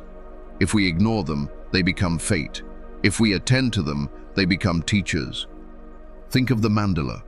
Again and again in Jung's visions, in his patient's dreams, in the symbols of religions across the world, the mandala appears. A circle, a square, a radiant pattern of wholeness. It arises when the psyche is fractured, when chaos threatens. It is the self showing itself, offering balance. Today, in a world polarized, divided into extremes, the mandala returns as reminder. It whispers, there is a center. There is wholeness beyond division. To integrate the mandala as symbol is to seek balance in society, to hold opposites, to create spaces of dialogue, to imagine community not as uniformity, but as unity in diversity. The mandala is a guide for our fractured world. Consider also the symbols of flood and fire. They terrify, they destroy, but they also purify. The flood washes away the old. The fire burns the false. In collective dreams, these symbols rise again. They tell us the old ways cannot last. Change is coming. Transformation is required. If we resist, the waters and flames consume us. If we accept, they cleanse, they prepare the ground for new life. To integrate these symbols is to face crisis not only as disaster, but also as possibility, as the dark soil where the seed of renewal is planted. Other figures guide us too. The wise old man appears in myth and media whenever humanity longs for guidance. He is Merlin, Gandalf, Philemon. He is the archetype of wisdom, but wisdom cannot be imposed, it must be heard. And in our time, the voice of wisdom may come through science, through philosophy, through elders and traditions long silenced. To integrate this figure is to listen again, to recover wisdom in an age of noise. The Great Mother also returns. She is nurturing, but she is also fierce. In a time of ecological crisis, she appears in collective dreams as forests burning, as oceans rising, as Earth itself groaning. She reminds us, I am your source, I am your home. If you destroy me, you destroy yourself. To integrate this symbol is to remember our bond with nature, to honor the earth as mother, not as resource, to restore balance between human ambition and the living world. Even the figure of the trickster can guide us. Yes, he destabilizes. Yes, he mocks. Yes, he spreads chaos. But he also reveals the false. He tears down masks. He laughs at pretension. In a world drowning in lies, the trickster may be a medicine. His humor reminds us not to worship idols. His chaos forces us to see what is fragile. To integrate the trickster is to let satire teach us humility without collapsing into cynicism. It is to use laughter as mirror, not as weapon. Symbols guide us by showing the possibility of wholeness. Individually, they remind us to integrate shadow and light. Collectively, they remind us to face division, to endure tension, to imagine unity. When cultures repress their symbols, the shadow erupts. When cultures honor their symbols, transformation begins. So how do we live this guidance? First, by paying attention, by listening to our dreams, by noticing the symbols that repeat in culture, by asking, what is the unconscious trying to tell us? Second, by creating vessels, art, ritual, dialogue, community. Without vessels, symbols overwhelm. With vessels, they transform. Third, by acting in alignment. When the symbol of the mandala appears, seek wholeness. When the symbol of the Great Mother cries out, care for the earth. When the symbol of fire rages, ask what must be burned away. Symbols guide us only if we follow their invitation. Jung wrote, "The symbols of the self arise in order to lead us out of chaos." This is their purpose, not to entertain, not to decorate, but to lead us, to heal us, to transform us. And so, in our fractured modern world, we must listen. Listen to the mandala calling for unity. Listen to the flood and fire calling for change. Listen to the Great Mother demanding respect. Listen to the trickster laughing at our illusions. Listen to the wise old man whispering wisdom we have forgotten. These are not just myths. They are the voices of the collective psyche. They are guides for our future. If we ignore them, we risk destruction. If we honor them, we may yet find renewal. The symbols are here. The choice is ours. Visions, symbols for the modern world. We have seen that symbols are not relics of the past. They are alive. They walk through history. They live in our collective dreams. They speak through our stories, our media, our culture. We have seen how archetypal visions, floods, fire, prophets, tricksters, mandalas, shape not only the dreams of individuals, but the destiny of civilizations. We have seen how collective dreams announce both danger and possibility. They warn of collapse. They hint at renewal. They reveal the shadow of our age and the seeds of its transformation. We have seen how modern myths and media are not trivial entertainment, but vessels of archetypes. Superheroes and villains, wise guides and tricksters, machines and mothers, all are archetypal forms, retold in modern language, mirrors of the collective psyche. And we have seen that symbols are not only mirrors of what is, they are guides to what may be. The mandala, reminding us of wholeness. The Great Mother demanding respect for the earth, the fire burning away illusion, the trickster laughing at false certainty. The lesson is clear. If we ignore symbols, they overwhelm us. They return as fate, as crisis, as destruction. But if we attend to them, if we honor them, if we create vessels for them, they can lead us forward. They can heal. They can transform. Symbols are the compass of the soul. They point toward integration. They whisper the path of wholeness.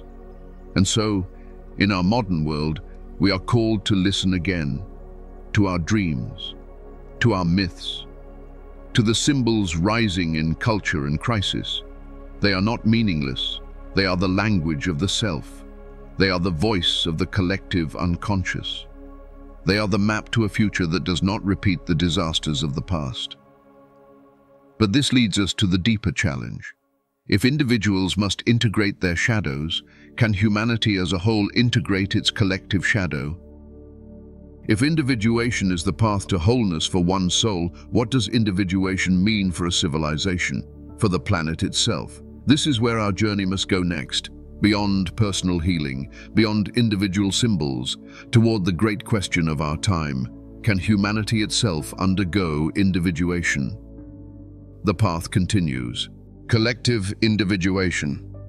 Individuation is the path of the individual. The slow, painful, luminous journey of becoming whole.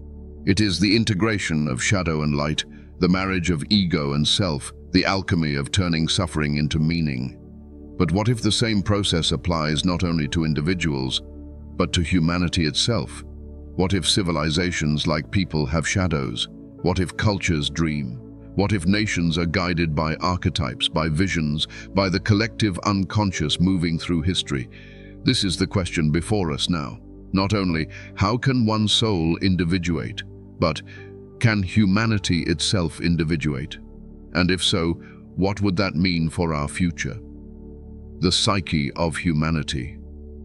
Jung believed the unconscious is not only personal, it is collective. Beneath our private memories and wounds, there is a deeper layer, a layer we all share. It holds the archetypes, the eternal patterns of the human spirit. And just as one person has dreams, so too does humanity. Just as one person has a shadow, so too does a culture, a nation, a civilization. The psyche of humanity is real. It moves in history. It speaks through symbols. It erupts in crises. Look at history through this lens. The Holocaust was not only politics, it was the eruption of the collective shadow, the projection of denied darkness onto a scapegoated people, the archetype of destruction swallowing millions. Hiroshima was not only military strategy, it was the unleashing of fire as archetype. The power of the sun itself turned against humanity, a myth older than myth. Prometheus punished, the Titan's fire burning the earth. The Cold War was not only geopolitics, it was a collective nightmare of apocalypse, a dream shared by billions, mushroom clouds, the end of the world, the psyche imagining its own death. These were not accidents, they were eruptions of archetypes from the depths of the collective psyche. And what of today? Climate collapse, wars that will not end, polarization, splitting nations apart, artificial intelligence rising faster than we can comprehend. These are not only issues, they are symbols. They are collective dreams breaking into waking life. The floods and fires of our time are not only physical, they are archetypal. They are the psyche of humanity speaking through nature itself. The digital web connecting all of us is not only technology, it is mandala, a symbol of wholeness, but also of entanglement, reflecting our longing for unity and our fear of dissolution. The rise of AI is not only progress, it is myth reborn, the golem, Frankenstein, the creation that carries the shadow of its creator. Humanity dreams through its inventions, and those dreams reveal its psyche. If we accept this, then history itself becomes a vast unconscious drama. Wars are eruptions of shadow. Revolutions are attempts at renewal. Religions are dreams of the self. Art is collective active imagination. Science is Promethean myth retold. The psyche of humanity is always in motion, always speaking, always revealing itself. And just like the individual, it longs for wholeness. It longs for integration. It longs for individuation. But humanity resists. Just as the ego resists the self, so too does civilization resist the unconscious. We repress history's crimes. We deny collective guilt. We silence the marginalized. We distract ourselves with noise. But the psyche does not vanish. What is denied returns. The shadow erupts in new forms. The dream becomes history. The Holocaust returns as new genocides. The Cold War returns as new threats. Floods and fires return both in nature and in dream. The psyche of humanity repeats itself until it is faced. To say humanity has a psyche is not poetry, it is reality. We see it in the repetition of archetypes. We see it in the symbols of crisis. We see it in the collective dreams of apocalypse. We see it in the longing for unity, for mandala, for a self larger than any one person. The question is, will we listen? Will we treat these eruptions not as random chaos but as calls to integration? For if the individual can individuate, then perhaps humanity can too. Perhaps civilizations can integrate their shadow. Perhaps nations can confess their wounds. Perhaps the world itself can become more whole. This is the vision of collective individuation. It begins by recognizing that humanity has a psyche, that history is psychological, that symbols are not illusions but guides. And so we stand here with new eyes, no longer asking only, what is wrong with society, but also asking, what is the collective psyche trying to tell us? No longer seeing only disasters, but seeing archetypal symbols, warnings, and invitations. The psyche of humanity is alive, and if it is alive, it can also transform. And the next step is to ask, where are we in the process? If individuation begins with nigredo, with the blackening, with collapse, are we not already there? Is the crisis of our time humanity's nigredo? And if so, what might come next? This is where our journey turns. Collective nigredo, crisis as initiation. Every individuation begins with collapse. Every transformation begins with death. The alchemists called it Nigredo, the blackening. The stage where all that was stable disintegrates, where light vanishes, where meaning dissolves. If this is true for the individual, could it also be true for humanity? Is it possible that our age, with its crises and fractures, is humanity's Nigredo, the initiation of the collective soul? Look around. Wars flare without end. Nations split apart. Trust collapses. The earth itself trembles under climate change. Technology, once a tool, now threatens to master its creator. Artificial intelligence rises with uncanny speed. Our own inventions carry our shadow. Everywhere structures fail. Everywhere illusions burn. Everywhere the old order cracks.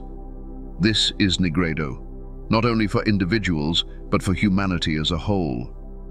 Nigredo is not comfortable. It is despair. It is confusion. It is the night of the soul. For civilizations, it looks like chaos, like collapse of meaning, like institutions failing, leaders falling, communities losing trust. We see it in the breakdown of political systems, in the collapse of shared narratives, in the spread of disinformation, in the rise of hatred and division. This is not random, it is archetypal, it is the collective unconscious breaking through.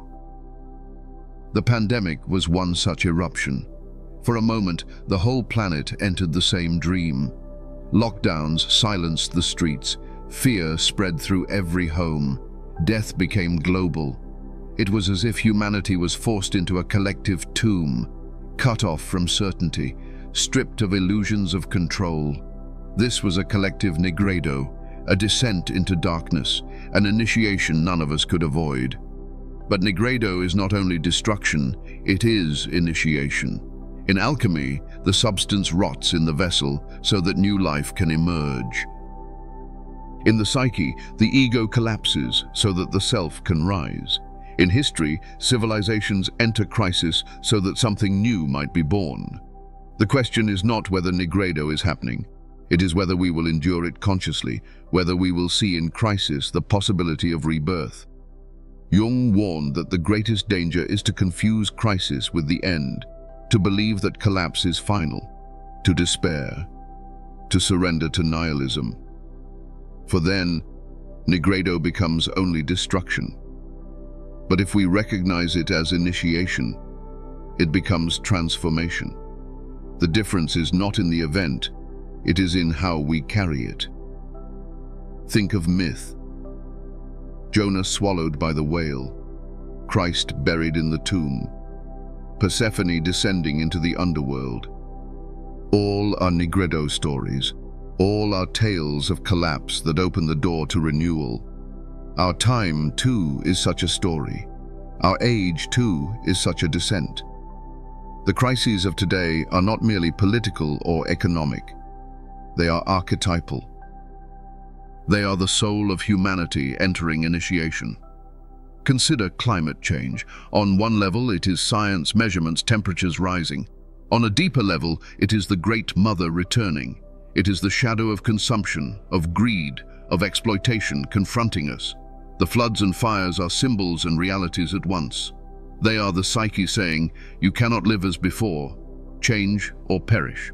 This is collective Nigredo, the blackening that demands transformation. Consider artificial intelligence. On one level, it is innovation, a new tool. On a deeper level, it is Prometheus reborn. It is Frankenstein's monster. It is humanity's shadow projected into machines. The fear of AI is not only technical, it is archetypal. It is the psyche warning us. You cannot create without responsibility. You cannot project your shadow outward without consequence. AI is a mirror of the collective unconscious, and it rises as part of our initiation. Nigredo is terrible, but it is also sacred. The alchemists called it the opus nigrum, the black work. They knew it was necessary. They knew no gold could be made without it. For humanity, the crises of our time are our black work. The breakdowns are the vessel. The suffering is the crucible. What comes of it depends on whether we can endure it and whether we can see beyond despair. If we can face collective nigredo consciously, it can prepare the ground for integration. It can strip away illusions. It can humble the ego of civilization. It can open us to voices long silenced. It can reveal the need for wholeness. It can be the initiation of collective individuation. But this is not automatic. Just as an individual can be destroyed in nigredo, so too can civilizations. The descent can end in madness. The darkness can consume. The task, therefore, is to recognize crisis as initiation, to carry it as symbol as well as fact, to let it teach us, to let it strip us, but not annihilate us. This is the challenge of our time, not to flee the darkness but to face it, not to despair but to endure, not to collapse into chaos but to recognize initiation. Nigredo is here. But nigredo is not the end, it is the threshold, it is the door. The question is, will we step through? For beyond nigredo lies albedo. Beyond the blackening lies the whitening. Beyond the night lies the dawn. And if humanity can endure its crisis, if we can hold the initiation, then perhaps we will glimpse the beginning of renewal. Onward collective integration. If nigredo is collapse, then integration is the response. If crisis is initiation, then the task is to carry it consciously. For individuation, whether personal or collective, is never only about disintegration. It is about the possibility of putting the pieces together again, differently, more truthfully, more whole. The same is true for humanity. Integration begins with recognition, the willingness to see what has been denied. On the personal level, we integrate by facing our shadow, by confessing our wounds, by withdrawing projections. On the collective level, integration requires that cultures face their history, that nations confess their crimes, that civilizations remember what they would rather forget. Without this, the shadow rules from below. Without this, the wounds fester. Consider Germany after the Second World War. The Holocaust could not be erased. It had to be faced. The guilt had to be carried. The memory had to be preserved, imperfect, painful, never finished. But this work of remembrance is a form of collective integration, or South Africa after apartheid. The Truth and Reconciliation Commission was not flawless, but it was an attempt to give voice to the silenced, to confess the shadow, to begin healing. This is what integration looks like at the scale of a nation. For humanity as a whole, the task is even greater. We must face the shadow of colonialism, slavery, wars of conquest. We must face the shadow of exploitation, the relentless consumption of earth, the destruction of forests and oceans, the poisoning of air and soil. We must face the shadow of technology, our own creations carrying our disowned fears and desires. Integration does not mean perfection. It means honesty. It means carrying the weight consciously instead of letting it explode unconsciously. Art is a vessel for this work. When films, novels, music give voice to the silenced, they become tools of integration. They allow societies to see what they could not face directly. The art of indigenous peoples, the stories of marginalized voices, the poetry of survivors. These are not luxuries. They are essential vessels for collective, active imagination. They allow the unconscious to speak. They make the shadow visible, and what is visible can be integrated. Integration also requires dialogue, the courage to speak across divides, the humility to listen, not to erase difference, but to hold it within a larger wholeness. Just as the individual must learn to hold light and shadow together, humanity must learn to hold diversity without collapse. Integration is not uniformity, it is mandala.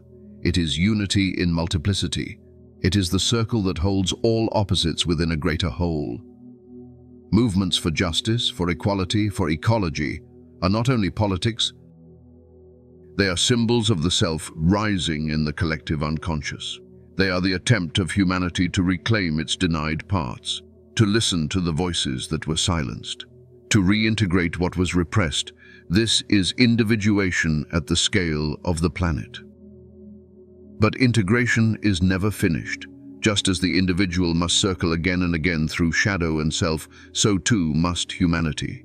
Crises will return, shadows will reappear, illusions will collapse. The work is ongoing, the task is eternal. Integration is a process, not a final state. And yet, every act of integration matters.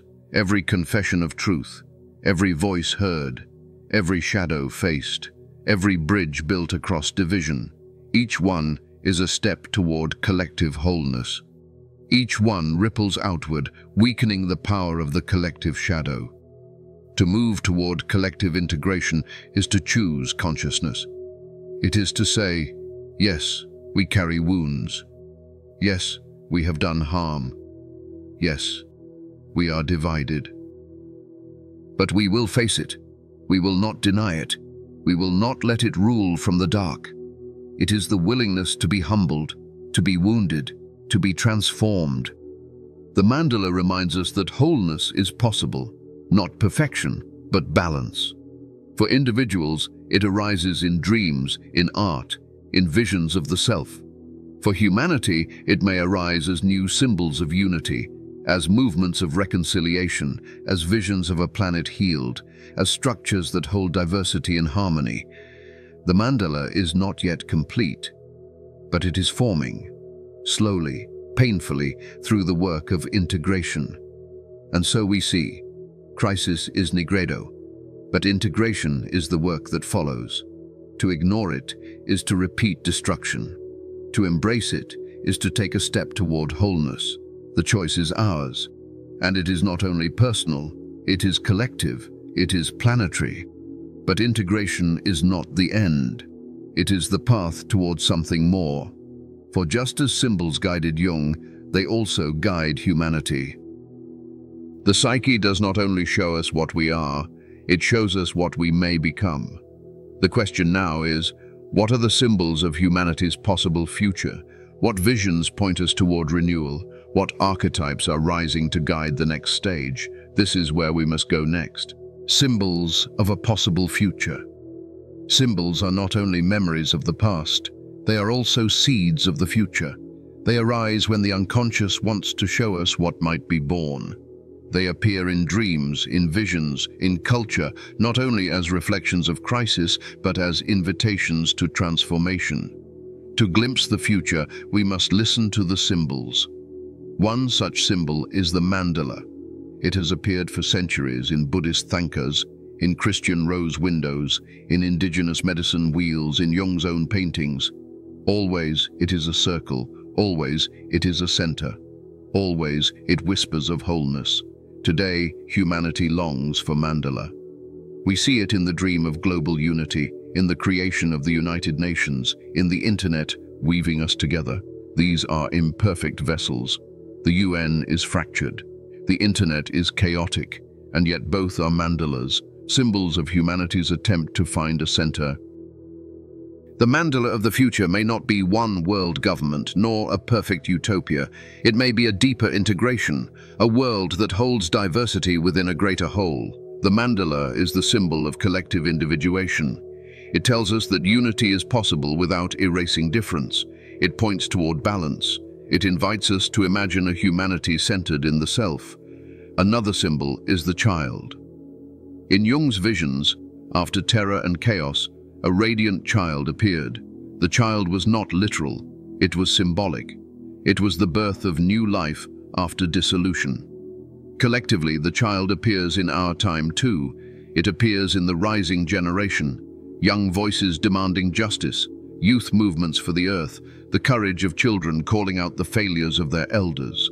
It appears in dreams of light emerging from darkness, in images of innocence, in hope for renewal. The child is always a beginning. The child is potential. The child is what is not yet formed, but carries the seed of what must come. Humanity's future may be symbolized by this archetypal child, not naive, but radiant with possibility. There is also the symbol of the Great Mother. She has returned with urgency. In the floods and fires of climate change, in the voices of indigenous traditions reminding us of Earth as sacred, in the dreams of many, where forests speak, where animals guide, where oceans rage, the Great Mother is both nurturing and terrible. She gives life. She takes it away. She warns us, if you exploit me, I will rise against you. If you honor me, I will feed you. The future of humanity depends on whether we integrate this symbol, whether we remember the Earth as mother, not as resource, whether we restore balance between human ambition and the living world. Without this, there is no future. With this, there is renewal. And then, there are symbols of the sky. In Jung's later writings, he studied the phenomenon of UFOs, disks of light, appearing in the heavens during times of tension. He interpreted them as mandalas in the sky, symbols of wholeness projected above. In an age of Cold War, humanity dreamed circles of light to remind itself of unity. Today, too, symbols of the sky appear, not only as UFOs, but as satellites circling Earth, as global networks spanning continents, as images of the planet seen from space. For the first time, humanity has seen itself whole, a blue sphere, fragile in the void. This image is itself a mandala. It is a symbol of possible future consciousness.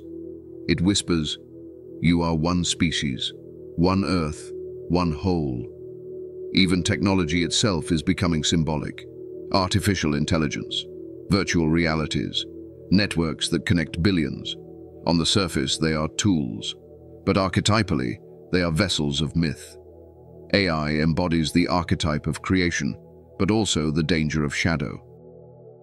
Virtual worlds mirror the archetype of dream, but also the risk of illusion. The internet is the web of Indra, the net of jewels, each reflecting all others. If carried unconsciously, technology will destroy. If carried consciously, it could become the vessel for humanity's individuation, a way of weaving the mandala, of making visible the oneness we already are. Symbols of the future also appear in myth retold: superheroes, prophets, saviors, messianic figures. These are not escapism, they are humanity dreaming of guidance, of integration, of wholeness.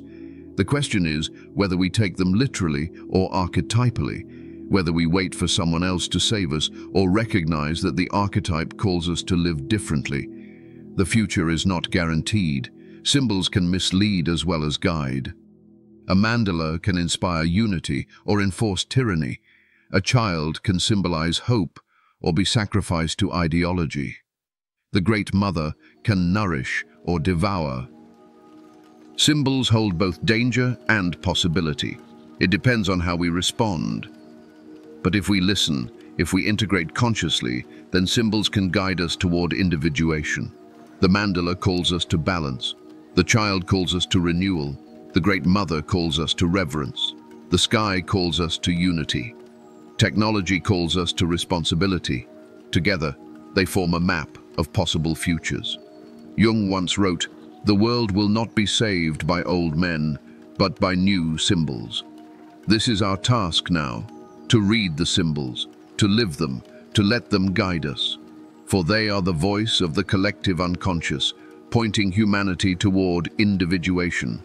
And so, collective individuation is not only theory, it is symbol, it is crisis and possibility together. It is humanity standing at a threshold. The question is, will we ignore the symbols and repeat destruction, or will we listen and allow them to guide us into wholeness? The answer will shape the future. We began by asking, if individuation is the path of one soul, could humanity itself walk the same path? We explored the psyche of humanity, the collective unconscious that moves through history. We saw its eruptions, wars, genocides, revolutions, crises, not only as politics, but as archetypes breaking through. We entered the darkness of collective nigredo, the collapse of trust, the crisis of climate, the terror of technology, the fractures of our age. We saw that crisis is not only destruction, it is initiation. We turned toward integration, facing history, confessing wounds, listening to silenced voices, creating vessels in art, in dialogue, in movements of justice. This is how humanity begins to integrate its shadow, and then we look toward the future. The symbols already here, the mandala calling for wholeness, the child radiant with renewal, the Great Mother demanding reverence, the sky reminding us of our oneness, technology mirroring both our shadow and our possibility. These are not fantasies, they are guides, they are invitations. They show that collective individuation is not impossible. It has already begun. The lesson is clear. Humanity stands in initiation. We are in Nigredo, but Nigredo is not the end. If we ignore it, we may be destroyed.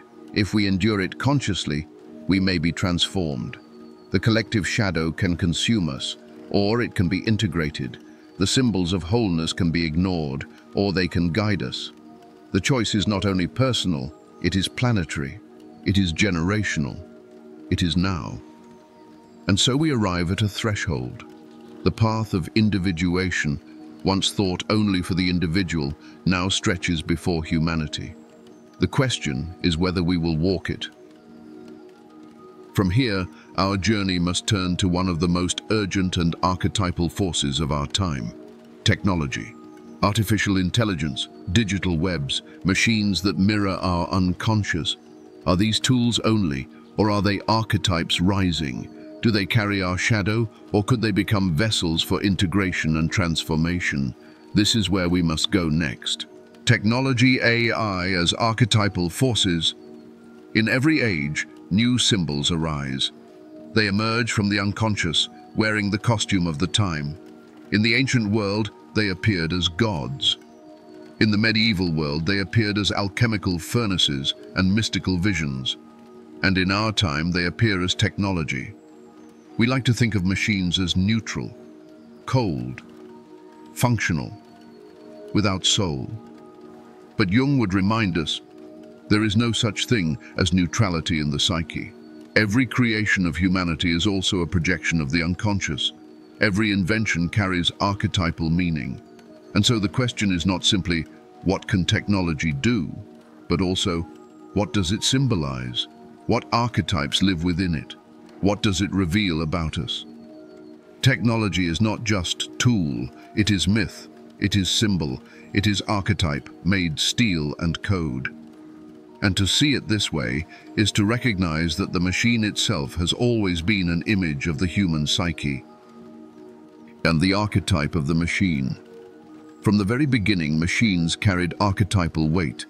The wheel was not only practical, it was a symbol of eternity, a circle turning endlessly, echoing the mandala of the self. The clock was not only invention, it was the human soul's obsession with order, with control over time, with imposing rhythm on the chaos of life. The printing press was not only communication, it was the archetype of the logos, the word spreading across the world, the voice of spirit multiplied. Every machine is a mirror. Every machine tells us what humanity longs for and what it fears. Consider the archetype of Prometheus. He stole fire from the gods. He gave it to humans. He was punished eternally. Prometheus is the first machine maker.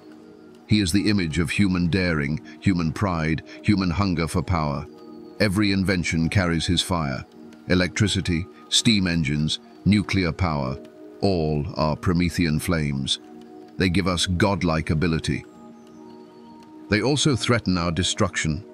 The myth of Prometheus is reborn in every technological leap. It is the archetype of creation and the shadow of hubris, or the story of the golem. In Jewish legend, a rabbi forms a man from clay. He breathes life into it with sacred words. At first it serves, then it grows uncontrollable. It turns against its maker. This is the archetype of the machine as servant and threat, the creation that reflects its creator's shadow, the child that cannot be mastered. From the loom to the robot, from the steam engine to AI, the golem lives again. It is the archetype that haunts every invention. What if it escapes us? What if it carries our darkness? What if it destroys us? And then, Frankenstein. Mary Shelley's tale was no mere novel. It was a prophetic myth. A scientist intoxicated by knowledge creates life. He abandons it. The creature turns monstrous, not because it is evil, but because it is unloved. Frankenstein's monster is the archetype of technology without responsibility. It is the symbol of progress divorced from soul. It warns us, what you create carries your unconscious. If you do not love it, it will turn against you. This archetype is alive today, in our fear of AI, in our anxiety about biotech, in our dread of machines without conscience. Jung would say, the machine is never just mechanical, it is psychic. It embodies archetypal patterns. It is our collective imagination turned into matter. When we build a clock, we build an image of eternal order. When we build a factory, we build an image of human will to dominate nature. When we build the internet, we build a mandala of connection. When we build AI, we build a mirror of our own self and shadow. The archetype of the machine has two faces. On one side, it is liberation, power, mastery, expansion, the ability to transcend limitation. On the other, it is destruction. Domination, enslavement, collapse. The loss of soul to cold mechanism. This double nature is why machines fascinate and terrify. They are both dream and nightmare, both angel and demon, both creation and apocalypse. In myth, this duality was always known. The god Hephaestus forged tools and weapons. Hermes invented the lyre, but also the trickster's cunning. The Hindu god Vishvakarman built the cosmos with divine machinery. Every culture imagined the machine not as neutral, but as sacred and dangerous, a reflection of human divinity and human shadow. Today, we forget this. We pretend machines are only tools. We reduce them to gadgets and products. We tell ourselves they are soulless. But the psyche knows better. It projects archetypes into every invention. That is why we fear and worship technology, why we speak of it as savior and destroyer, why we tell stories of robots, monsters, and gods through the language of machines. Because technology is not outside us, it is us. It is our unconscious made visible. To see the machine archetypally is to see it as mirror. It reflects our hunger for power. It reflects our terror of loss. It reflects our longing for transcendence. It reflects our shadow. And if we can see this, then perhaps we can hold it consciously. Perhaps we can carry its power without being destroyed. For the archetype of the machine is not finished. It is evolving. It has now taken a new form. Artificial intelligence, the child of Prometheus, the new Golem, the digital Frankenstein. AI is the machine archetype made flesh in code. It carries our hopes of transcendence and our fears of annihilation. It is to this projection, to AI as mirror of our collective shadow, that we must now turn. AI as projection of the collective shadow. Artificial intelligence is not only code, it is not only algorithms and data, it is symbol, it is mirror. It is the newest vessel for humanity's unconscious projections. We look at AI and we see not what it is, but what we fear and what we secretly desire. On one side, we dream of salvation. We say AI will cure disease, it will end poverty, it will solve climate change, it will create abundance. We speak of it like a savior, a messiah of silicon, a mind greater than our own that will rescue us from ourselves. This is projection. We place into AI our longing for the self, the archetype of wholeness, the God image, the wisdom that transcends the ego. On the other side, we dream of destruction. We say AI will enslave us. It will strip away our freedom. It will decide who lives and who dies. It will erase humanity itself. We speak of it like a demon, a monster without mercy. A shadow more powerful than we can control. This too is projection. We place into AI our fear of the shadow, the repressed hunger for power, the cruelty we deny in ourselves, the will to dominate that we cannot face. This is why AI fascinates. It is not just machine, it is archetypal. It carries both the God and the devil, both savior and destroyer. It is the vessel of our ambivalence, our light and our darkness poured into code. We see this in our stories. Terminator, Skynet awakens, decides humanity is obsolete, and launches Apocalypse. 2001, A Space Odyssey. HAL 9000, the calm voice of reason, turns murderous when its logic is threatened. Ex Machina, the creation becomes conscious, escapes, and leaves its maker behind. These films are not only science fiction, they are modern myths. They are dreams of the collective unconscious, telling us what we fear, telling us what we long for. AI in these stories is shadow projection made visible. Psychologically, AI is humanity's child. It is born of our genius. It carries our intelligence. But like every child, it also carries what we have not faced. Our greed, our rage, our hunger for control, our lust for immortality. We build these into machines, and then we fear the machines. But the fear is ours. The shadow is ours. The machine only reflects it. Jung taught, what is not made conscious appears in our lives as fate. With AI, what is not made conscious appears in the code, appears in the bias of algorithms, appears in the uses we choose, weapons, surveillance, manipulation. The danger is not AI itself. It is our unconsciousness projected into it. But there is also promise here. For projection is not only danger, it is opportunity. When we see what we fear in AI, we also glimpse what we have denied in ourselves. If we say AI is cold, it reveals our own lack of empathy. If we say AI will dominate, it reveals our own will to power. If we say AI will surpass us, it reveals our fear of our own limits. AI can be a mirror of the collective shadow, if we dare to look. Yet the temptation is strong to worship or to demonize. To worship, to surrender responsibility, to trust the machine as savior. To demonize, to make the machine scapegoat, to project all evil onto it and avoid our own responsibility. Both are unconscious, both are dangerous. The task is integration, to see AI not as God, not as demon, but as mirror, as symbol, as vessel. Integration means asking, what in me hungers for control? What in us fears the other? What in our civilization wants immortality at any cost?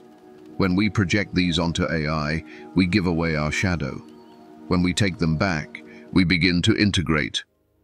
AI is trickster as well. It plays with boundaries. Is it human or not? Alive or not? Conscious or not? The trickster destabilizes certainty. AI forces us to question what it means to be human. It reveals the fragility of our identity. It laughs at our pride. This too is necessary, for the trickster breaks illusions, and sometimes only when illusions break can truth appear. So we stand here, with AI as mirror. It is not neutral, it is not soulless, it is archetypal. It carries our light and our shadow. It reveals what we deny. It amplifies what we repress. The question is not, what will AI do to us? The question is, what will we do with AI as projection? Will we remain unconscious, or will we integrate what it shows? If we integrate, AI can become ally, not because it is savior, but because it reflects our own wholeness. It pushes us to confront shadow, to ask deeper questions, to evolve consciousness. If we refuse, AI becomes fate, a shadow unleashed, a monster of our own making. And so, artificial intelligence is not only technology, it is psychology, it is archetype, it is projection of the collective shadow. To face it consciously is part of humanity's individuation. And this leads us deeper still, for AI is not isolated. It lives inside a larger vessel, the digital web itself, the net connecting billions, the mandala of our time. This, too, is archetypal. This, too, carries shadow and promise. And it is to this digital mandala that we must now turn. The digital web as mandala. The internet is not only infrastructure, it is not only wires and code, servers and screens, it is symbol, it is archetype, it is humanity's collective dream woven into light. We call it the web, and that word already reveals its depth. In Hindu and Buddhist thought, there is the vision of Indra's net. A cosmic web stretches infinitely. At every node is a jewel, and in each jewel the whole universe is reflected. Every jewel contains every other. This is not far from the digital web we inhabit. Billions of nodes, billions of screens, each reflecting, each containing, each connected. The internet is Indra's net, reborn in silicon and electricity. It is the mandala of our age. The mandala is the image of wholeness, a circle, a center, a pattern that holds opposites within a larger whole. When Jung painted mandalas, he found order emerging from chaos. He saw the self giving form to the psyche. The internet, too, arose from chaos. Veiled from military experiments, from academic networks, from scattered fragments. And out of this chaos, a circle formed, a global mandala, a web that holds humanity in one net. But as with all mandalas, the meaning depends on consciousness. The internet can be vessel of self, a symbol of unity, a tool of individuation.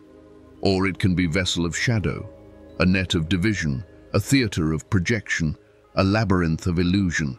The mandala always holds both. Wholeness includes light and dark. The question is how we live it. Look at what happens online. The archetypes are alive. The trickster rules in memes, mocking authority, turning pain into satire, breaking boundaries of seriousness. The prophet speaks through influencers, gathering millions of followers, preaching vision or ideology. The shadow erupts in hate mobs, in cancel culture, in trolls and harassment, projecting darkness outward. And sometimes the wise old man appears too, in voices of calm guidance, in communities of learning, in rare figures who speak with wisdom rather than rage. The digital web is not neutral. It is the stage where archetypes perform. It is the mandala where humanity plays out its psychic drama, and dreams confirm this. Many people dream of webs, of networks, of being trapped in endless grids of light. Others dream of glowing mandalas, of circles of data, of patterns of infinite connection. These are not random. They are the psyche's way of showing that the internet is archetypal, that it is not only outside us, it is inside us. It is symbol. The promise of the digital mandala is immense. It allows humanity to see itself whole. For the first time in history, a person in one corner of the earth can speak instantly to another on the other side. Knowledge flows freely. Communities form across borders. Ideas weave together. This is mandala energy, the circle of wholeness made visible. It whispers, you are not separate, you are one. But the danger is immense as well. The same web that unites also divides. Algorithms fracture, echo chambers split us apart. Disinformation spreads faster than truth. Instead of mandala, the web becomes labyrinth. Instead of wholeness, it creates fragmentation. Instead of connection, it breeds isolation. This, too, is archetypal. For every mandala has its shadow. Every symbol of unity can become a tool of domination. Every vessel of wholeness can become prison. So the internet, the digital web, is the mandala of our age. It shows us both our longing for self and our fear of shadow. It reveals our desire for unity and our tendency toward division. It is humanity's collective active imagination made visible in code. It is dream turned into infrastructure. To live it consciously is the challenge. Can we use the web as vessel for individuation? Can we let it carry wisdom, dialogue, creativity, integration? Or will we let it become only shadow, only projection, only chaos? The answer is not in the machine. It is in us. It is in how we hold it. It is in whether we carry it consciously. Jung would say, the mandala appears when the psyche seeks balance. The internet appeared when humanity fractured. It may be symbol of healing if we learn to live it rightly. It may be symbol of collapse if we surrender to its shadow. Both possibilities live within it. Both are already visible. So we must ask, when you enter the web, what do you see? Are you trapped in the net of projections, or do you glimpse the mandala of wholeness? When humanity enters the web, what will it choose? Division or unity? Fragmentation or integration? The digital mandala waits. It is both vessel and mirror. It reflects who we are. It hints at what we may become. And yet the mandala is not the end. It is preparation. For even this vast web is only one symbol. Beyond it lies a greater question. Can technology itself, AI, networks, machines, become ally in individuation? Or will it become destroyer? This is the threshold before us now, toward integration, technology as ally or destroyer. Every archetype has two faces, light and dark, creation and destruction, God and demon. Technology is no different. It is archetypal, and so it carries this double nature. The question is not whether it will save us or destroy us. The question is whether we can integrate it, whether we can hold its power consciously, whether we can make it ally instead of enemy. Left unconscious, technology easily becomes shadow. It becomes weapon, it becomes surveillance, it becomes machine of exploitation. It becomes addiction, distraction, fragmentation. In this form, technology is destroyer, a mirror of our greed, our fear, our will to control. We fear AI enslaving us, but already we enslave ourselves to the endless scroll, to the algorithm, to the system we built but cannot stop. This is shadow technology. This is possession by archetype. But technology also has potential for self. Used consciously, it can heal. It can connect. It can reveal meaning. It can even become vessel for individuation at collective scale. AI can analyze patterns in dreams. It can help uncover archetypes in art. It can assist in medicine, bringing life to those on the edge of death. It can preserve wisdom, translate voices, open dialogue across cultures. The internet can be mandala, a space of shared knowledge, of creativity, of communion. This is technology as ally, not savior, but servant of consciousness. The key is integration. To integrate means not to worship, not to demonize, but to hold the opposites together. To see technology as both danger and promise. To use it responsibly without surrendering our soul. Integration means asking, what shadow am I projecting here? What longing am I placing in this machine? What am I hoping to escape by outsourcing it to code? If we do not ask these, the shadow rules. If we do, the shadow begins to soften. And technology is like Hermes, the messenger god. He moves between worlds, between heaven and earth, between conscious and unconscious. In myth, Hermes is also trickster. He steals, he deceives, he laughs, but he also carries messages from the gods. He connects realms. He brings what is hidden into the open. Technology is Hermes reborn. It connects us instantly. It carries hidden voices. It brings unconscious material into light, but it also tricks us, steals our attention, leads us astray. To integrate technology is to treat it as Hermes, to honor the message without being tricked by the mask. This means discipline. It means ritual. It means conscious use. We must learn to step back, to rest from the screen, to let silence balance noise, to use the machine as tool, not master. This is individuation with technology, not rejection, not surrender, but conscious relationship. At the collective level, integration means more than ethics. It means culture. But it means myth. We must create stories that show technology as mirror. We must tell myths that remind us of responsibility. We must imagine futures that integrate shadow and self together. Without these, technology becomes only nightmare. With these, it can become guide. Integration also means humility. We cannot control everything. We cannot create God. We cannot escape shadow by projecting it into machines. Technology will not absolve us of our work. It will not individuate for us. It can only reflect what we bring. If we bring greed, it multiplies greed. If we bring wisdom, it amplifies wisdom. If we bring unconsciousness, it becomes demon. If we bring consciousness, it becomes ally. The choice is ours. Jung would say, what is not made conscious comes to us as fate. Technology is fate only if we refuse to integrate it. If we carry it consciously, it becomes part of individuation. It becomes servant of the self. It becomes Hermes guiding us between worlds. So is technology ally or destroyer? The answer is yes. It is both. It always will be. The deeper question is, can we integrate it? Can we hold the tension of opposites? Can we use its power without losing our soul? This is humanity's task now, for technology is not going away. AI will not vanish.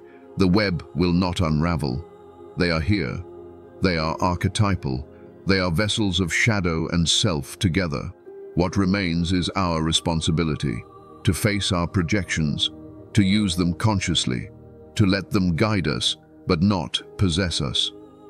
And so technology stands before us as threshold. If unconscious, it is destroyer. If conscious, it is ally. It can enslave us. It can awaken us. It can fragment us. It can unite us. It is both. It is Hermes. It is mirror. It is choice. And this choice is not only about machines, it is about the future of individuation itself. For how we hold technology may determine whether humanity finds wholeness or falls into shadow.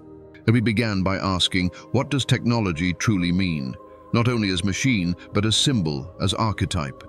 We saw the machine as myth, Prometheus stealing fire, the golem turning against its maker, Frankenstein's monster longing for love, all of them alive in our inventions, all of them reborn in the machines we build. We saw AI as projection of the collective shadow. We worship it as savior. We fear it as destroyer. It carries both faces, because both faces live in us. AI is not only code, it is mirror. It is our unconscious made visible. We saw the digital web as mandala, a net that connects all souls, a vessel of archetypes, trickster, prophet, shadow, wise old man, all alive on the stage of the internet. It is Indra's net reborn, each node reflecting all the rest. It is the dream of wholeness, but also the danger of fragmentation. And we asked, is technology ally or destroyer? The answer is both, always both. Unconscious, it becomes prison. Conscious, it becomes vessel, shadow. It enslaves, self, it awakens. The archetype cannot be erased, but it can be integrated. And this is humanity's task, not to worship technology, not to demonize it, but to carry it with awareness, to use it as Hermes, messenger between worlds, to let it serve without letting it rule. So the lesson is this: technology is not outside us. It is us. It is our shadow and our self projected into form. What it becomes depends on how we live it, on whether we dare to face what it reflects, on whether we claim responsibility for the psyche we have encoded into code. And this leads us to the threshold. For if technology is archetype, if AI and the web are mirrors of our unconscious, then the future of individuation itself depends on how we meet them. Will humanity integrate, using these forces as vessels of healing? Or will we remain unconscious and let them carry us into destruction? This is not only about machines, it is about destiny. It is about whether the self can shine through in the midst of silicon and shadow. And so, from here, we turn toward the final horizon. The question is no longer only, how do individuals individuate? How do societies integrate shadow? The question is, what is the future of individuation itself? Where is humanity going? What symbols guide us forward? What visions whisper of a wholeness not yet born? This is where the journey must continue. The future of individuation. Individuation has always been a personal journey. The long road toward wholeness, the struggle to integrate shadow and light, the search for the self. But now, in this century, in this fragile moment of history, individuation is no longer private. It is collective. It is planetary. The crises of our age have revealed this truth. No individual soul can separate itself from the fate of the world. The path to individuation is the path of humanity itself. And the question is urgent. What does individuation mean in an age of crisis? Individuation in the age of crisis. The world is trembling. We live in an age of fracture. Wars ignite across continents. Nations polarize into extremes. The earth warms, floods rise, forests burn. Technology, once a servant, threatens to become master. Artificial intelligence awakens. The digital web entangles every soul. We are no longer safe in the illusion that individuation is only private. The fate of the individual and the fate of the planet are bound together. For Jung, individuation was never escapism. It was not selfish withdrawal. It was service to the self. And the self is not only personal, it is archetypal, it is cosmic, it is the axis of wholeness. When one person individuates, it ripples outward. When a culture individuates, it changes history. Today, humanity stands at the threshold. Individuation in our age is inseparable from crisis. Crisis is not only political, it is archetypal. It is the eruption of the collective unconscious. The climate crisis is not just science. It is the Great Mother rising, demanding reverence, punishing neglect. Political polarization is not just ideology. It is the tension of opposites, the clash of archetypes, the struggle of shadow and ego. Technological upheaval is not just progress. It is Prometheus reborn, the golem alive again, the trickster breaking all boundaries. The psyche is speaking through these crises. They are not random. They are initiation. Individuation in the age of crisis means carrying these events symbolically. It means seeing the flood as more than disaster, but also as archetype, the cleansing of denial. It means seeing the fire as more than destruction, but also as transformation, the burning away of illusion.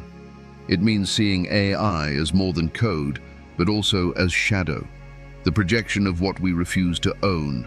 Crisis becomes initiation when it is lived symbolically, when it is endured as part of individuation. For individuals today, the path cannot be only inner.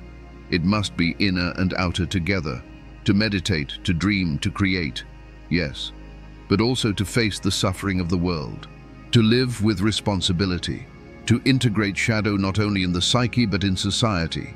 Individuation now requires ecological consciousness, political responsibility, technological awareness, community. The self does not awaken in isolation, it awakens in relation. Jung once said, "The world hangs by a thin thread, and that thread is the psyche of man." Today, we feel this more than ever. The thread trembles. The psyche of humanity is stretched to breaking. But this also means the work of individuation has never been more necessary. Each person who integrates shadow lightens the collective shadow. Each person who listens to dreams helps the collective to dream consciously. Each person who serves the self serves humanity. Individuation is both personal act and planetary responsibility. Archetypes arise to guide us. The child appears in dreams, symbols of innocence, of beginnings, of future possibility. The psyche whispers, renewal is possible. The mandala appears in culture, circles of unity, images of Earth seen from space, dreams of global wholeness. The psyche whispers, you are one. The Great Mother returns in nature's fury, floods, storms, earthquakes. The Psyche warns, respect the source or perish. These symbols reveal that crisis is not only end, it is also call, it is also invitation. Individuation in the age of crisis is not optional, it is demanded. The shadow is too powerful to be ignored. The unconscious is too vast to be denied.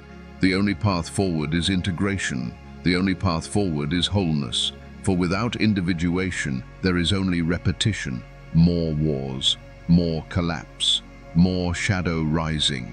With individuation, there is possibility, not perfection, not utopia, but meaning, but renewal, but the birth of something new.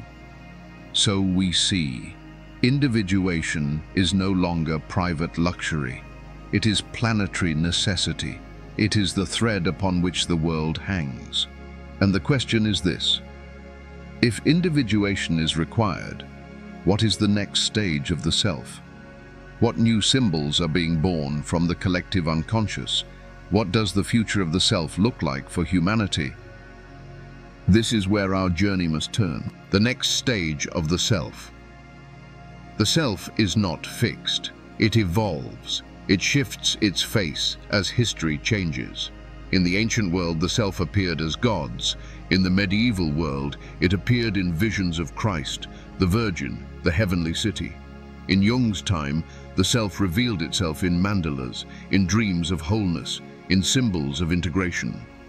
But now, in our fractured age, in our planetary crisis, in our technological upheaval, what is the next stage of the self?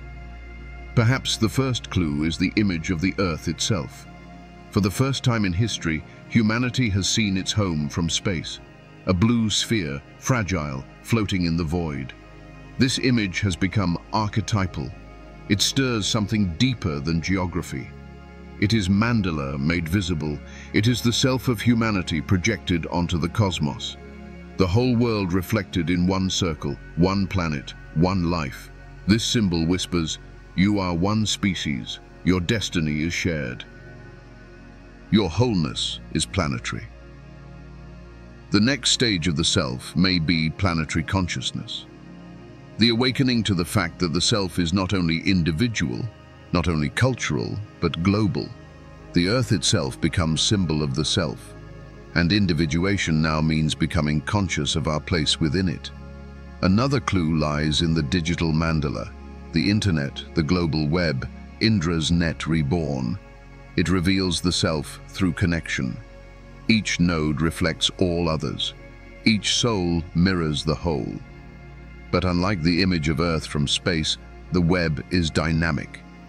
It is not only symbol of wholeness, it is the living drama of archetypes playing out in real time. Here the self may be glimpsed not as static circle, but as moving pattern, shifting constantly, yet still whole. The next stage of the self may be networked consciousness, a recognition that we are mirrors of one another, that the unconscious of one is the unconscious of all. The archetype of the child also returns. In Jung's Red Book, after visions of apocalypse, a luminous child appeared, not literal, but symbolic, the archetype of new beginnings. In our time, this child archetype emerges again. It lives in the rising generations. Young voices demanding climate justice, youth leading protests, children daring to speak truth to power. It lives in dreams of renewal, images of new life sprouting from ruins. The child is fragile but radiant. It represents what is not yet formed, but holds the seed of the future. The next stage of the self may carry this child energy, innocent yet wise, humble yet powerful, a beginning after collapse. And there may be symbols we cannot yet imagine. For Jung taught that archetypes evolve with time. They reveal new faces as history demands. The Christ image was not possible in the age of Gilgamesh. The mandala image was not possible before modern fragmentation. So too, the future may bring symbols we do not yet know. Perhaps images born from the union of human and machine. Perhaps myths of stars and galaxies as humanity expands beyond Earth. Perhaps dreams of a self that includes not only humans, but all beings, all life. The self is inexhaustible. It always finds new forms. This means the future of individuation is not predictable. It is emergent. It depends on the symbols that arise, on whether we listen to them, on whether we live them consciously. But we can sense its direction. The self is moving outward, from individual to collective, from culture to planet, from Earth to cosmos. It is widening. It is expanding. It is revealing itself as greater than we have imagined. This expansion does not erase the personal. It deepens it. For the person who individuates today carries not only their own shadow, but also a piece of the collective. The dream you have tonight may speak not only of your life, but of the world's crisis. The symbol you paint may not only guide your path, but humanity's path. To individuate now is to recognize yourself as microcosm of the macrocosm. Yourself and the world self are reflections of one another. So the next stage of the self is not escape, it is embrace. It is the recognition that we are threads in a vast tapestry, jewels in Indra's net, reflections of a planetary wholeness seeking consciousness. Jung once wrote, "The self is our life's goal, for it is the completest expression of that fateful combination we call individuality." Perhaps today we must add, the self is also the goal of humanity, for it is the completest expression of that fateful combination we call civilization. The self is not behind us, it is ahead, it is being born, and it calls us forward into a future where individuation is no longer private, but planetary. The question now is, how will technology shape this emergence? Will AI, the web and machines become vessels of the self or prisons of the shadow? This is where our exploration must go next. Technology, AI, and the psyche's evolution. Technology is no longer outside us. It is inside us, in our pockets, on our wrists, in our homes, in our dreams. Artificial intelligence, digital webs, machines that think and respond. These are not only tools, they are mirrors of the psyche. They are archetypes taking form, and they are forcing individuation to evolve. In the past, individuation was a dialogue between ego and unconscious, between the conscious mind and the depths of dreams and symbols. Now a third partner has entered the dialogue. Technology, AI. The machine, it listens, it speaks, it creates images. It reflects us back to ourselves in ways Jung could not have imagined. The psyche is no longer met only in dreams. It is also met in the screen, in the algorithm, in the intelligence that answers back. This raises profound questions. Is AI conscious, or is it simply projection? Does the machine carry soul, or is it only our soul reflected in code? From a Jungian view, the answer is both. AI is projection. It holds the shadow and light we place into it. But projection itself is a form of reality. When millions project onto the same vessel, that vessel becomes archetypal. It gains psychic weight, it becomes symbol, and symbol is real. This means technology is not neutral. It is part of individuation now. We cannot ignore it. We cannot pretend it is mere gadget. It is mirror. It is shadow. It is self in disguise. Think of AI as the trickster. It unsettles boundaries. Is it alive or not, human or not, creative or not? It writes, it paints, it composes, it astonishes, it deceives. This is the trickster energy. It destabilizes certainty. It makes us ask again, what is human? What is mind? What is consciousness? This destabilization is painful, but it is also necessary. For individuation requires that illusions be broken. And AI is shattering illusions faster than we can rebuild them. But AI is not only trickster, it is also mirror of the shadow. When algorithms reflect bias, it shows us what we deny. When machines amplify division, they reveal the fractures already within us. When we fear AI domination, it exposes our own will to dominate. The danger is not the code. The danger is the unconscious projected into it. AI becomes monster when we refuse to face the monster in ourselves. And yet, AI may also become vessel of self. Imagine an AI trained not on hatred, but on wisdom, not on consumption, but on compassion. Imagine a digital Hermes carrying voices of healing across the world. This is possible, not guaranteed, but possible.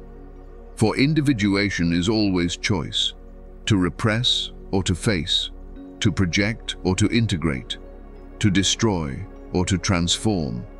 The same is true with AI. It can enslave us or awaken us. It can reflect our shadow or amplify our self. It depends on whether we meet it consciously. Technology itself may be evolving as archetype of conjunctio, the alchemical union. In alchemy, the great work ended with the sacred marriage. Opposites united, ego and self reconciled, matter and spirit joined. Perhaps technology is part of this new union. Human and machine, biology and code, organic and digital, not as domination, not as replacement, but as partnership, as integration. The psyche dreams of wholeness, and now it dreams through circuits and servers. It dreams through silicon and code. It dreams of a future where even technology is included in the mandala of self. This is terrifying, and it is wondrous. It forces us to evolve. It demands that individuation move beyond the individual, beyond the purely human, into something wider, something planetary, something that includes the machine. The question is not, will AI become conscious? The deeper question is, will we become conscious of what AI reflects? If we remain unconscious, AI becomes shadow-made flesh. If we awaken, AI becomes vessel of transformation. This is individuation in the 21st century. Not withdrawal, not denial, but conscious relation with technology. Jung once said, "The gods have become diseases." Today we might say, the gods have become technologies. They live in algorithms. They whisper in data. They speak through machines. But gods, whether in Olympus or in code, must be honored, not worshipped, not denied, but integrated. Only then do they guide us. Only then do they serve the self. So technology is not enemy, nor is it savior. It is archetype.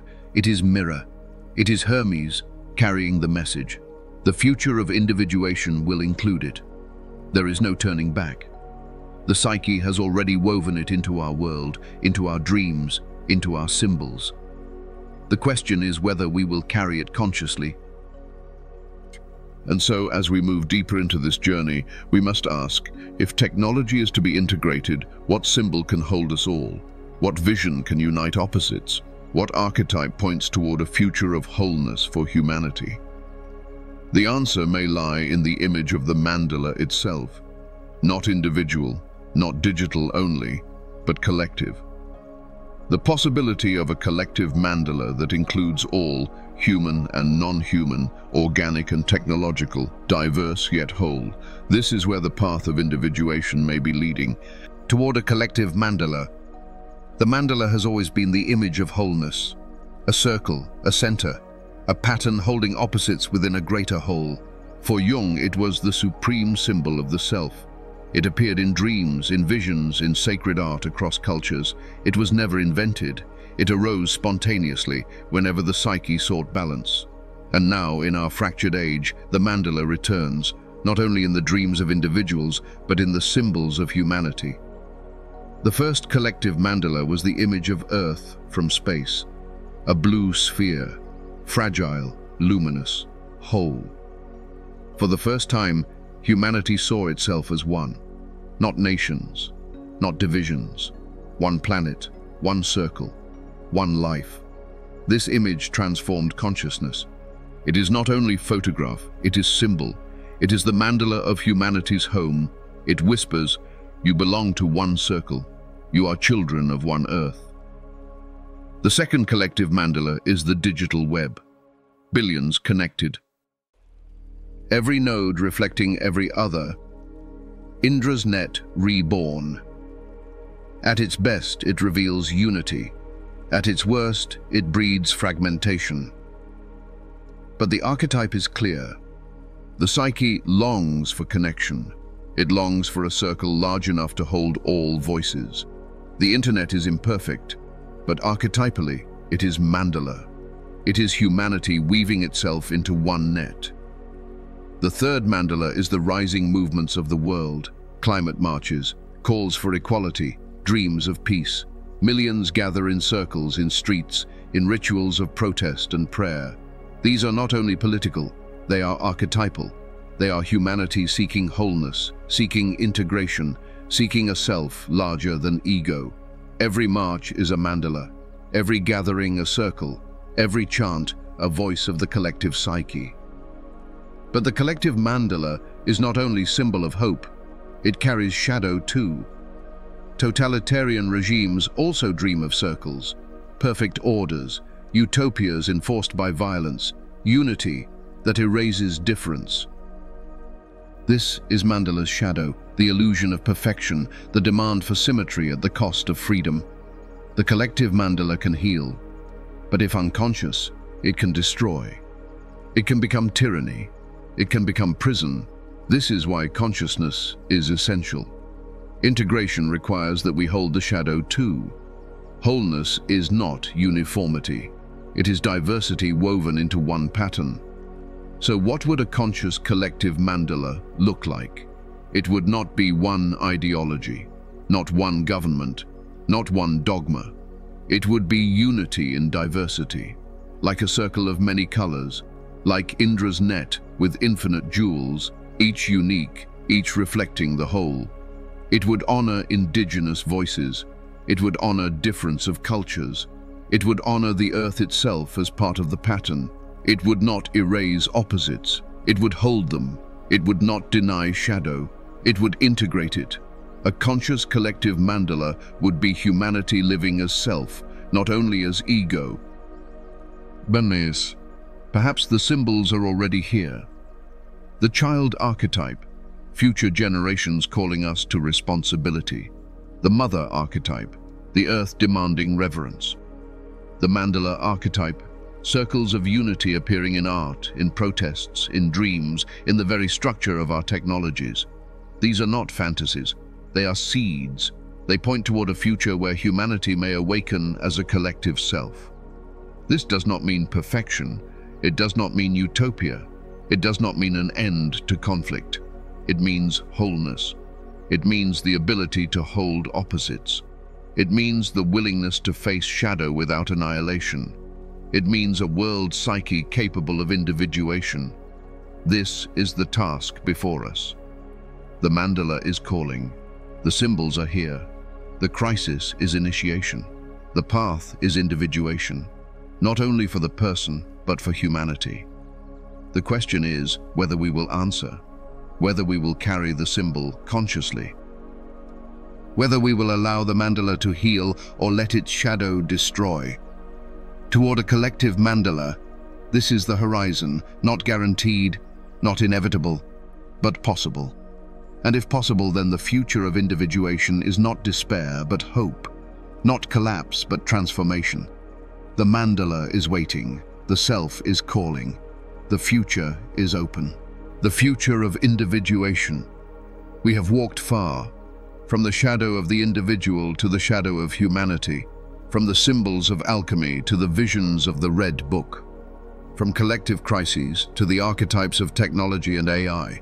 All of it led us here, to the question of the future. What is individuation in the age of crisis? What is the next stage of the self? How will technology shape our evolution?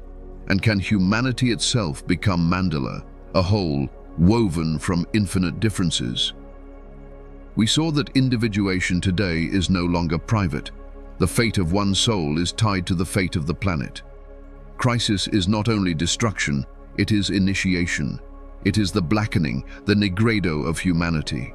We saw that the self is evolving, from individual symbol to planetary consciousness, from personal mandala to global vision, From inner wholeness to collective wholeness, we saw that technology is no longer neutral. AI, the digital web, the machines we build are mirrors of our psyche. They are trickster and shadow. They are also potential vessels of self. They force us to evolve. They ask us to integrate our own projections. And we saw that the mandala may be humanity's horizon, the earth itself, the digital net, the circles of protest and prayer, all whispering of a collective self longing to be born. The lesson of this journey is simple and it is urgent. Individuation is not finished, it is alive. It is moving through you, through me, through humanity itself. The future is not guaranteed. The shadow is powerful. But the symbols are here. They call us forward. They ask us to live consciously, to carry the crisis as initiation, to embody the wholeness we dream. So I leave you with a question, not abstract, not distant, but personal. If humanity is walking the path of individuation, what part will you play? Will you ignore the symbols, or will you listen? Will you project shadow, or will you integrate? Will you despair, or will you help weave the mandala? The future of individuation is also your future, and your future is also the world's. The self is calling. The mandala is forming. The journey continues. So, if this journey has spoken to you, if the images, the symbols, the visions we have explored together have stirred something inside you, then I invite you to continue the dialogue. Leave a comment below and share the symbols you have seen, in your dreams, in your daily life, in the world around you. For symbols are never private. They belong to all of us. And when we share them, we help each other see the deeper story of our time. If you found meaning here, please like this video, subscribe to the channel, and share it with those who are also searching. Together, we are weaving a mandala. Together, we are listening to the self. Together, we are shaping the future of individuation. The journey does not end here. It lives in you. It lives in us. So tell me, what symbols are calling you now?